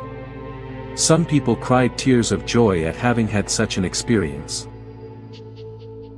The eldest of the group came out. Old man Ezekiel. He had lived through 4 alarms. The most out of anyone in the village. His beard hung low, giving him a sage appearance. He wore garb far outdated to the modern times of our province. Old man Ezekiel went on to come out with something that divided the room. He claimed he survived being outside during an alarm. He explained it was when he was but 4 years old, having been left by his mother by accident. Ezekiel claimed what he saw led him to revolutionizing the inner circle of the Church of Many. But these secrets were too much for someone uninitiated. The only way to receive the blessed knowledge was to pledge your life to the church. Work hard, and earn the highest of trust. By the end, some left in a huff, having felt insulted by the ridiculous claim. Others were already fanatical about the cause, already trying to garner more interest in the divided members of the crowd. In the end, Wendy and I left. We weren't 100% opposed to the church, but we hadn't had the drive to seek more direct answers. Some parties and meetups happen close to the bunker during the coming months. These events have strict rules to keep running. It sounds weird, but it's encouraged by the head family. I reckon it's to keep our small economy stimulated. If not enough people spend, money gets held up and bottlenecked. There can be music, and musicians are hired, but it can't be too loud. You can drink but no hard liquor, and there's an unwritten rule to never get belligerently drunk. In the past, there have been those reported to have drunkenly slept through an alarm and went missing from not getting in the bunker. Though there's a somber air to these meetups, it's still a much-needed social energy. It can feel like months of waiting, so going that long without any stimulation can drive one stir crazy. Being more mature, our conversations dropped from the wild notions to more talking about getting past it. We knew the consequences of not following the rules. Other than Ezekiel, no one has ever survived being outside during the alarm. And even then, his claim was heavily scrutinized. Edna immediately flipped out about this. By then, it was known what had happened to James. So it was already a bad move to bring up the alarm, but bringing up the rumor that got him killed was not cool. One time Steg went off on him for always bringing it up. We couldn't figure out what he was thinking. Kyle would try to suit the idea that it was worth a shot. That he wanted it to be true. But Steg would have none of it. It was during one of his put-downs that Kyle spoke up. He screamed so loud the pub briefly quietened down. All he said was, "But it could bring her back." We all knew what this meant. He only told me. I was often the one to talk to him afterwards and empathize with his situation. I did this to make him feel better after a harsh berated from Steg. So I think this made me his confidant. So one day, after a late-night gathering, he took me somewhere. A small reinforced hut near the outskirts of the village. / The mood in the bunker is something you can't explain. Only when you experience it, does it fully sink in what's truly happening. An alarm is going off, while the whole population is hunkered together. But something they never tell you about is the commotions that inevitably start. A couple started raving that they had left their pet. They were causing a commotion by the door, begging to be let out while the alarms were still just winding. But they were obviously refused exit. Then a woman started screaming. She met up with the kids brought in from the school but couldn't find her son. The teacher explained that he had just slipped away from the class. It was protocol to not go back. There were too many examples of losing a teacher along with a kid when this happened. So it was drilled into them to never go back. This sounds pragmatic on paper, but seeing the pain from a screaming parent berate them will forever stay with me. The alarms started, and they were loud. You had to talk just below a shout to be heard. So when you heard faint knocking from the door, you knew they were hitting hard. Only when you listened closely could you hear them. People left outside, having not made it in time, just outside the door. Though you couldn't hear the words, you could hear to the pleading in their voice. Begging to be let in. Terms of desperation screamed as loud as they could. Obviously, the humanitarian of the bunch raised a commotion about this. They yelled at the bouncers to quickly open the door and let them in. It'd only be for a few seconds if they were fast. Still subjugating the rioting parents, it was amazing to see how they could still overpower this new group causing an uprising. The held down and rambunctious lot were let go with no warning or punishment. It seemed understandable that it was to happen, almost inevitable. A high point of emotion, but not held against them. Though scratched up and bruised, they left without a whisper. Elders from the Church of Many loudly raved celebratory words of another successful alarm, though they were largely ignored. Most went back into their daily routine, but I slipped away with one place in mind. I got to Kyle's bunker and knocked as much as I could. I berated with questions. If he was in there, if he was okay. To just make a sound. Anything. But I heard nothing. I peeked inside through the tiny porthole to try to see him. The porthole offered a wide view of the small room. If he was in there, I'd see him. You're still tuned to HorrorSlop. Frequency unknown. Stories endless. Let's spin the next nightmare. I Think I'm Trapped in a Hallmark Movie, by Blair Daniels. Oh, gosh darn it. Brittany stared at me, blankly. What are you talking about? She asked. I frowned. Fuckity fuck. She ignored my question. The community center. When have you given a train whistle about the community center? Since I started Woofies. What? I frowned. These cookies are for dogs. She nodded. Okay, look. What has gotten into you? I stood up, brushing the crumbs off my hands. You don't even like dogs. You say they make too much noise and poop everywhere. You don't even like animals, period. Or kids. I stared at her. What? It's going to be so awesome. Ah. Don't you love Christmas? You're dressed weird, I muttered. Well, for one, my mom's house was clean. Which was super weird, because she's a borderline hoarder who keeps everything from 20-year-old Christmas cards to free pens. The clutter was gone, a fire was going in the fireplace, and a fluffy red throw sat across the sofa. Weird. Not one of the familiar photos remained. I stepped closer, studying the photos.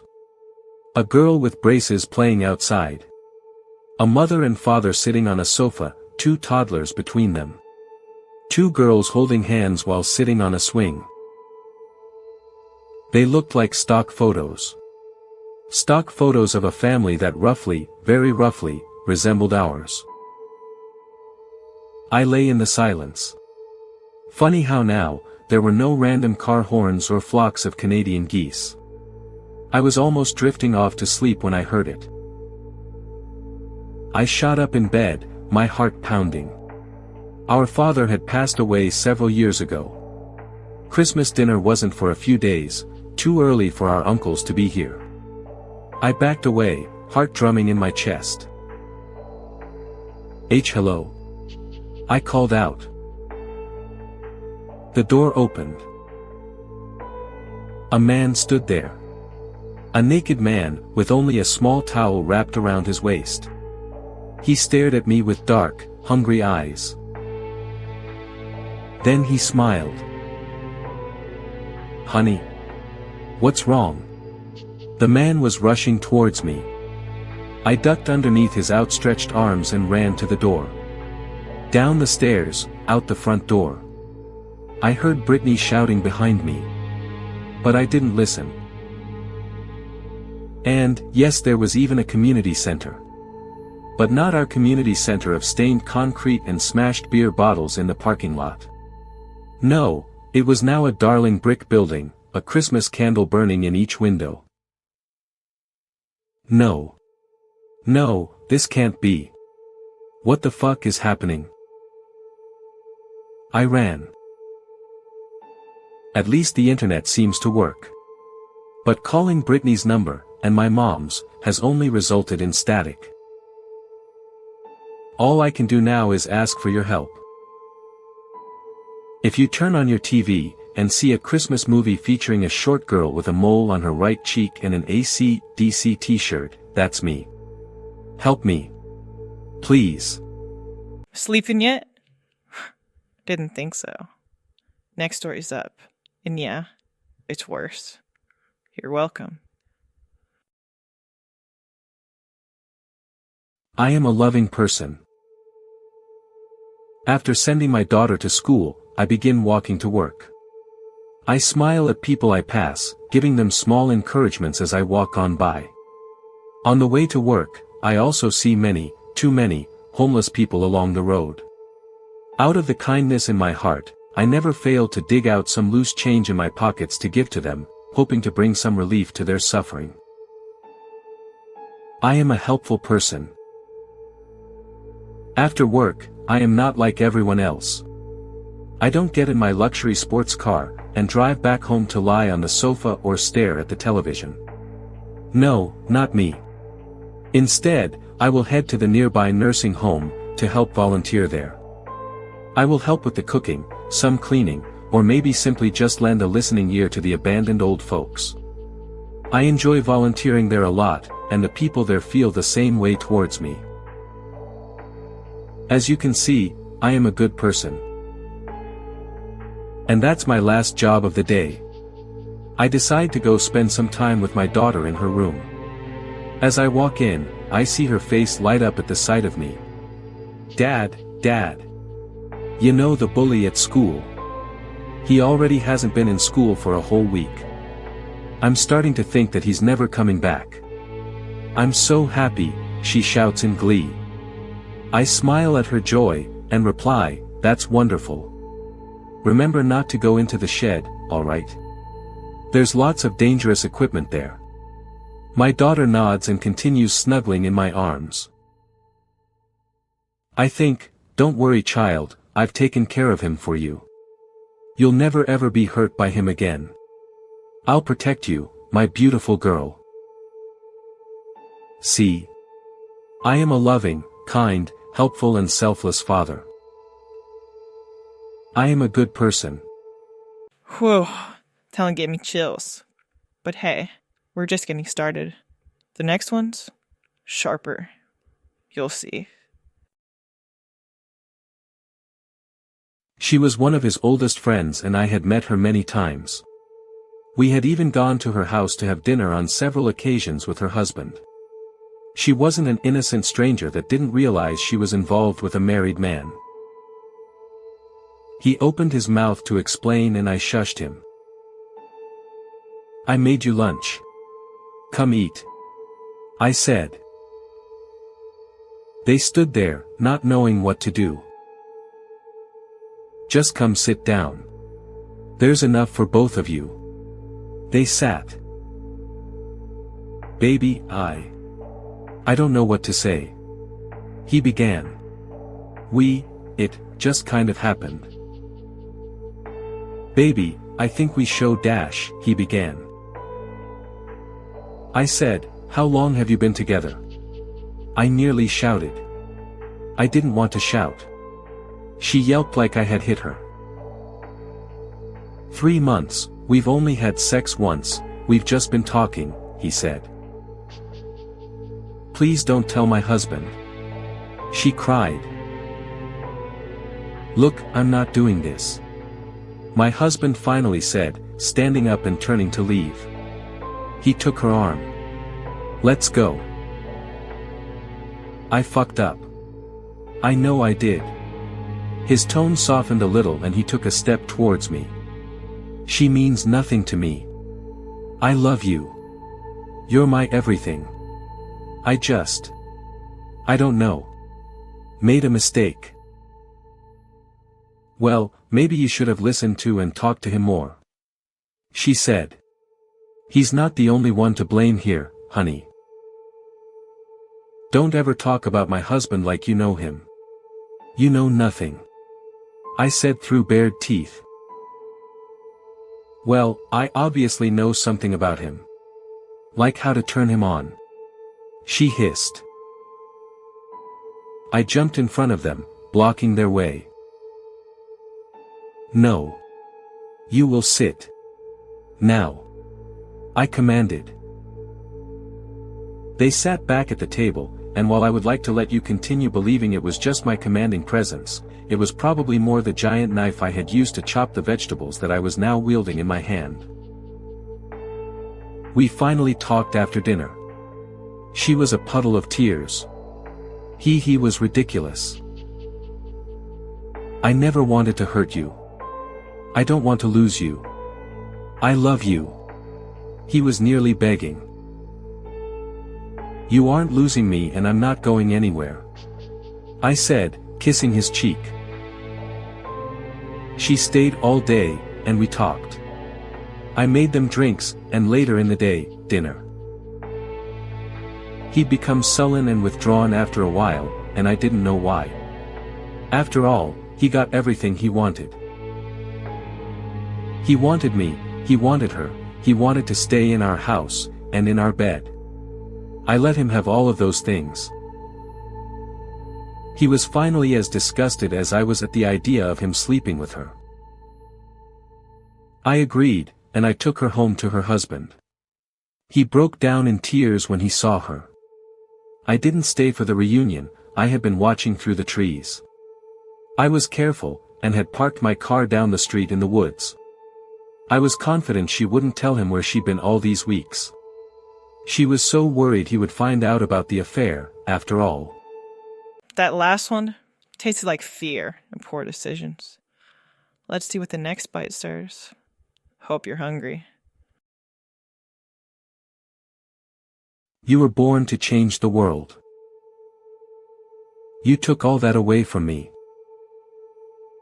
The fear of caring for an entire human, and a helpless infant human at that, shook me to my core.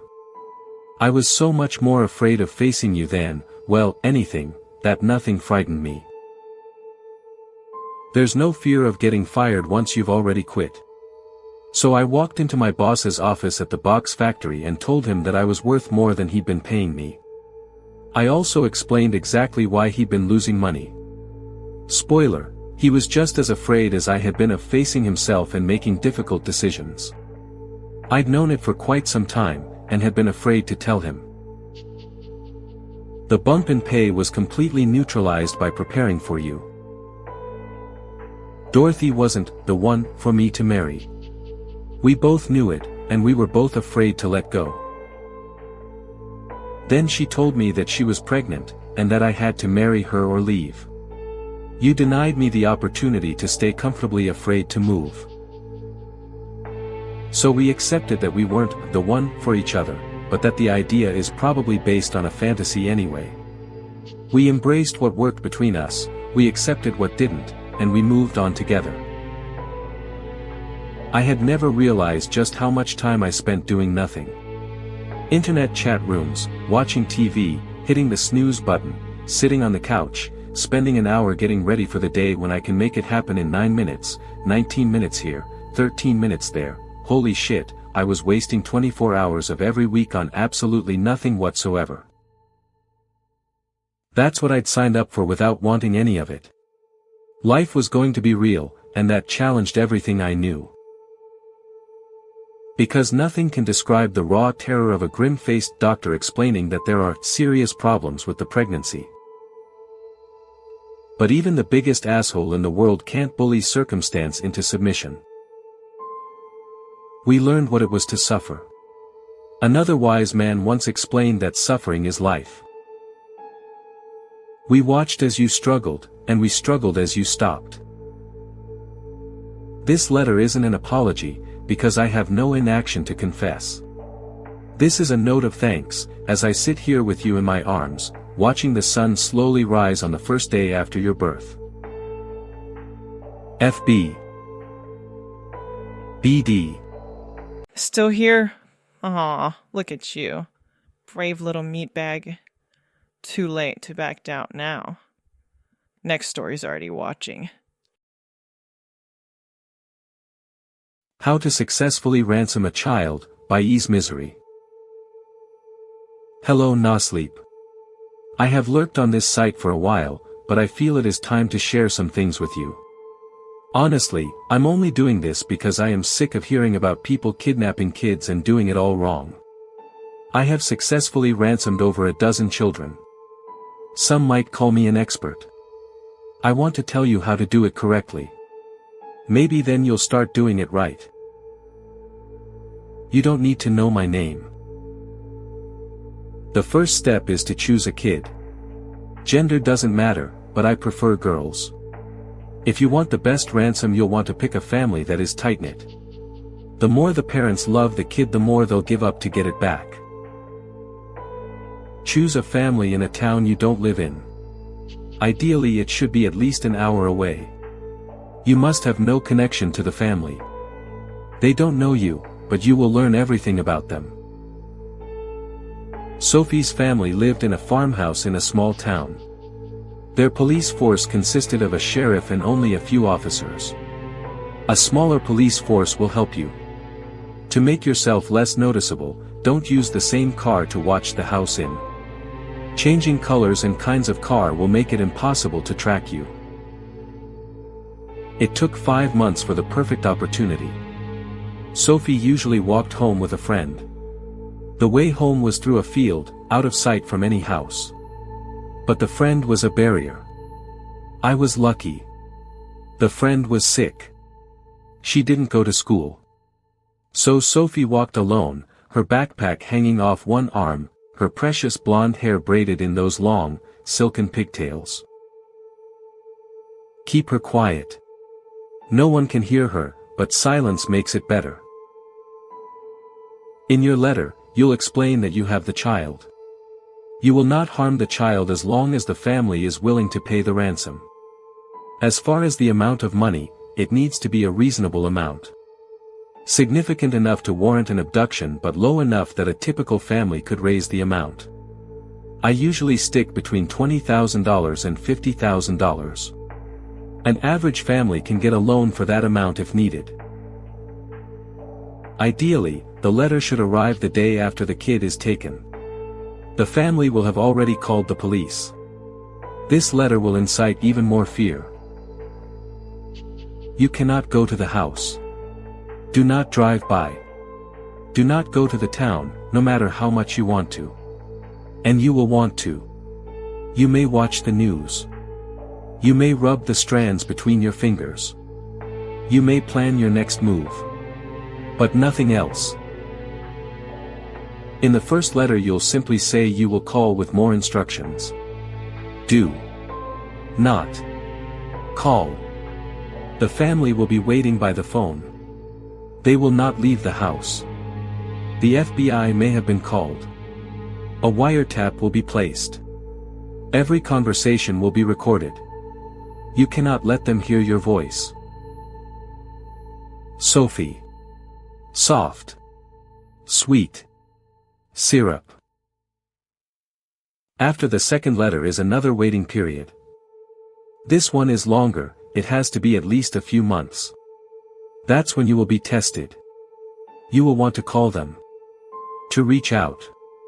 But trust your instincts. The prize is worth the waiting. 1. The money must be in cash and untraceable. 3. The entire family must bring the money to the site. 4. No cops allowed. 5. The family must wait an hour at the location, with the money in the spot. Then the kid will be released to them. Of course the family will not follow all of the rules. Police will no doubt join them at the site, hiding. But that's okay. You have to make it write the letters when you take it home. You tell it what dates to write. You take the 2 pictures that first day too. Just edit the newspaper to match the correct dates. It's not hard. The waiting is hard. Silken braided pigtails. You can suck on the ends as you drive to the house.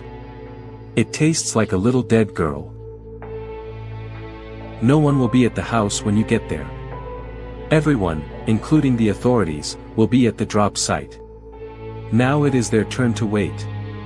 For something that will never come. You have to break into the house. This is where you will collect your ransom. You may take anything that is of any worth. Televisions, jewelry, computers. If the computers do not have a password, most don't, there is another task you must complete. Delete all photos of it. Log into any social media, most people leave themselves logged in, and delete any reference to it. Photos. Quotes. Artwork. Do the same around the house. Take all the family pictures. Take any art it drew, anything with its name on it. Make it look like there never was a child in the house at all. They will never see their kid again. Never smell its hair. You own it now. They will never recover. All of their treasured items are gone. You have stolen their sanity. Joy. Safety. They will never be able to trust again. Something's still listening, and it wants more. Next story. Just don't say its name. I used Face app, which shows what you'll look like when you're old. I Saw Something Horrifying, by Blair Daniels. Face app is an app that shows you what you'll look like old. This afternoon, I downloaded it, after a healthy dose of peer pressure. Sure he did. He still looked handsome, with the spattering of silver hair and distinguished lines on his face. Me? I'd probably look like an old hag. The app loaded. I took a photo and scrolled through the options. I tapped age. Then old. I didn't look old. I looked dead. That part was true. I should get back to work, he said, heading towards our home office. But we'll go out to dinner tonight, okay? As soon as he'd left the room, I pulled the phone out again. Stared at the photo. Yeah, I look like some zombie, LOL. I think there's something more to it. I don't want to scare you, but my sister got the exact thing you described. Showed her all dead, like a zombie. She has terminal brain cancer. My heart stopped. I felt hot. Itchy. Dizzy. I stood up and swept a hand over my face, as if I expected to find the holes. The worm. Everything. It didn't show me old. And now, as the hour gets cold, and the shadows stretch long into the corners of your room, it's time. Yeah. Chew the spooky violin. But seriously, this next one? Even I didn't sleep after hearing it. I've claimed something coming from you. What? Just because I sleep in a coffin and collect cursed dolls? Among other things. This is the final descent for the night. One last story, dragged up from the depths of the disturbed and deranged. Go ahead. Turn off the lights. We dare you. This is HorrorSlop.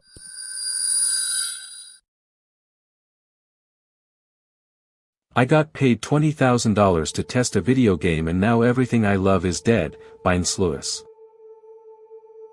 Other trials were for new therapeutic approaches and things like that, but those were no problem for Steve either. At most, he had to lie, literally and metaphorically, on somebody's couch for an hour each week, then collect his check on the way out. But eventually they caught on, and Steve was put on some kind of list. There was a nationwide ban on Steve, so that he couldn't participate in any more trials sponsored by universities or private drug companies, which essentially precluded him from that easy money. But Steve found a workaround. Not all experiments are above board and sanctioned by the FDA or whatever. There is, in fact, a hidden world of people testing things out in their garages, streamlining the whole process, without having to worry about pesky and expensive regulations. One of Steve's friends gave him a link to a forum on the dark web, and after that, he was in the pipeline. One morning, I was awakened by an insanely loud banging at my apartment door. "Who's that?" moaned my girlfriend, Sophia. I looked at the clock with bleary eyes. It was 5:55 a.m. "Open up, dude," shouted Steve from the hallway. "Oh fuck him," said Sophia. I answered the door in my boxers, and there was Steve, bouncing up and down, his pupils each the size of the full moon. "I'm awesome," said Steve. "Holy shit dude, this stuff, they gave me $1,000 to take one fucking pill and it rules so much. It feels so good. Oh my god, Jay. Oh my god." Ha. Yes. I mean, no. Look man, you're my best friend. I love you. I love you so much. I want to, no, listen, I came here because look. Look. There's money. A lot of money. For me and for you. $20,000. For a video game. To play a video game or something dude. 20 grand. To play a video game for a few hours. Look, I'm just telling you this because I love you. You don't need to take drugs or anything. Just do some virtual reality stuff for a few hours and boom, 20 grand in your pocket, like that. I guess so. I reached out and smacked Steve across the side of the head. Jesus Christ dude, keep it down, yeah. Can I use your bathroom? My man. We're gonna be swimming in fucking caviar my dude. Steve and I drove to the address together. It was, strangely, a respectable-looking office building. We went up to the entrance and looked at the map of the building. There was a lawyer in there, a counselor, an accountant, and so forth. Come on dude. $20,000. And in such a nice building too. I'm used to going to crazy people's garages and swallowing God knows what. This is going to be cake. I nodded, but as we walked to the elevator, my sense of unease grew larger and larger until it was screaming at me, "Turn around. Whatever this is, it's bad." "It's just a video game," I muttered. "What's that?" asked Steve. When we reached the bottom, the doors slid open and the first thing that I saw was a man and a woman sitting at a plastic work table in the middle of a large room. Other than that, it looked like a standard basement with equipment like boilers and hot water heaters and exposed wiring and concrete floors. "Welcome," said the woman. "Stephen and Jason, is that right?" "It happens," said the woman, smiling. "People have things to do. And we respect that here. That's why we're going to get right down to business. Or, nearly so. First, we need you to sign the contract." The woman held out 2 clipboards and we each took one. Before I looked at it, I took a moment to note that my unease had not subsided, despite the surface friendliness of the man and the woman. Somehow, that made it more bizarre, that they were just sitting there, so poised amongst the plumbing pipes running overhead, ready to offer us a lot of money to play a video game. "Where do we play the game?" I asked, looking around. I didn't see a TV or anything.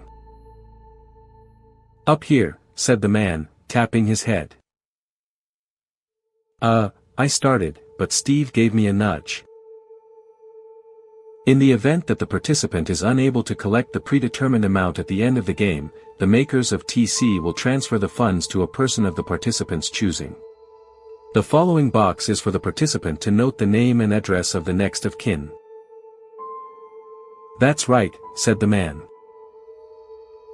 Steve shrugged. "It's a lot of money, dude. Take it or leave it." "I'm taking it." I tried to convince myself to leave it, but then I thought about going to Europe with Sophia. I wrote her name in the next of kin box and then signed the form. I handed the clipboard back to the woman, who scanned it over. "Fantastic," she said. "Now will you tell us what this game is?" I asked. "I don't see anything," said Steve. I heard Steve scream a split second before I heard the hiss of some hydraulic mechanism being engaged just above my ear. Then I felt the most intense pain in my life. It felt like something was being jabbed directly into my fucking brain, and that's exactly what was happening. A trickle of blood rolled down the side of my head as my brain lit up with pain. Then I was out of it. "What is this?" I gasped. "What the fuck is this?" "It's an experiment," said the man. "Don't worry, we've ironed out some kinks since the last time we tried it." Steve rubbed his head. "What the fuck? You're going to pay us, right?" "But you won't be able to if we don't want you to," said the woman. I jumped to my feet and tried to slow down my breathing. "Come on, man," I said to Steve. "That's enough of this." I bent down to pick up my envelope, and then started walking towards the elevator. "What a fuck?" groaned Steve, rubbing his jaw. I felt dizzy. What the fuck indeed? Why had I just socked my best friend in the face for no reason? Dude, I'm so sorry. I have no idea why I did that. My nerves exploded in panic as I struggled to breathe. I felt myself bring my knee up into Steve's balls. He let go of my neck then and hunched over. "What's happening?" he gasped. I reached up and grabbed Steve's face in my hand. I didn't want to. I tried to make myself stop, but I couldn't. I began squeezing between my thumb and middle finger, which were spread out and gripped into the spot behind his eye sockets. "Stop this!" I shouted. I was crying. I was begging myself to stop. I was begging the man and the woman to stop whatever they were doing. I was begging Steve to forgive me, as his head hit the floor with a thunk that sounded wetter and wetter each time, as blood gushed and sprayed everywhere. Suddenly, I was in control of my own movements again. I set Steve's head gently on the ground and knelt next to him, sobbing. "What have I done?" I wailed. "What did you make me do?" Now, said the man, standing up. "It's not all bad news." He walked over and picked up the envelope of cash that Steve had dropped. "He did name you as his next of kin. So you've just made $40,000. I looked up at him with blurry eyes. "You fucking monsters," I said, standing up. "I'll fucking kill you." I ran at him full of rage, with my arms outstretched. But when I got to him, I slowed down, spread my arms wider, and embraced him in a friendly hug. My mind screamed in terror and rage, but my body wouldn't respond. "There's a hose in the corner," said the man. "Clean yourself up, take your money, and leave." What was I supposed to do? Turn myself into the police? For murdering my best friend literally against my will? How would that help anything? I wanted to tell Sophia. I wanted to tell her so badly, but I couldn't. Those people had put the fear in me. We started doing fancy things together with the money, like going out to eat, but it was no good. It was like a part of me had died when Steve had died. When I had bashed the life out of him. Sophia didn't want fancy dinners and all of the things that money can buy. She wanted me. But I wasn't there anymore. I started drinking more and more. I considered suicide. Not seriously at first, but as time went by, it seemed more and more like a viable option. Anything to stop the never-ending guilt and grief. For her part, Sophia stuck with me for longer than could have been hoped for. But finally it got to be too much. It was clear enough that things were over well before the night we lay in bed together after yet another failed attempt at making love.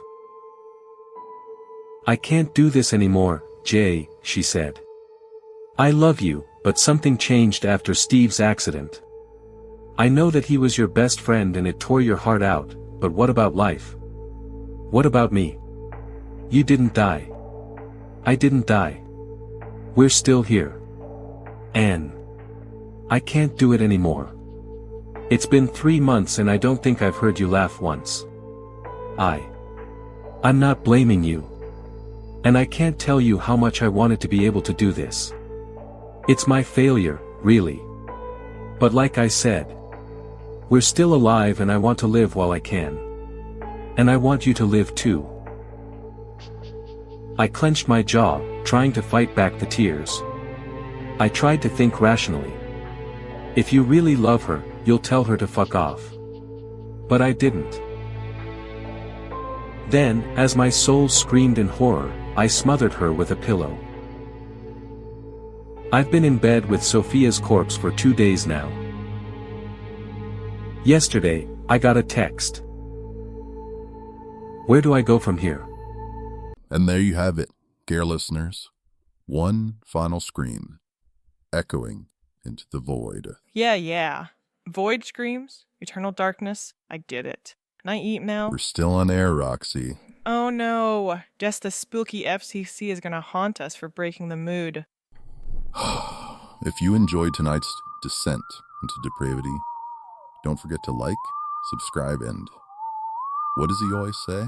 Stab that bell icon like it's your ex possessed by a demon, and leave a comment telling us what story made you question. I have choices. And if you survive the night, we'll be waiting. Same dat time, same that crypt. You're the reason we have complaints, you know that. You're welcome.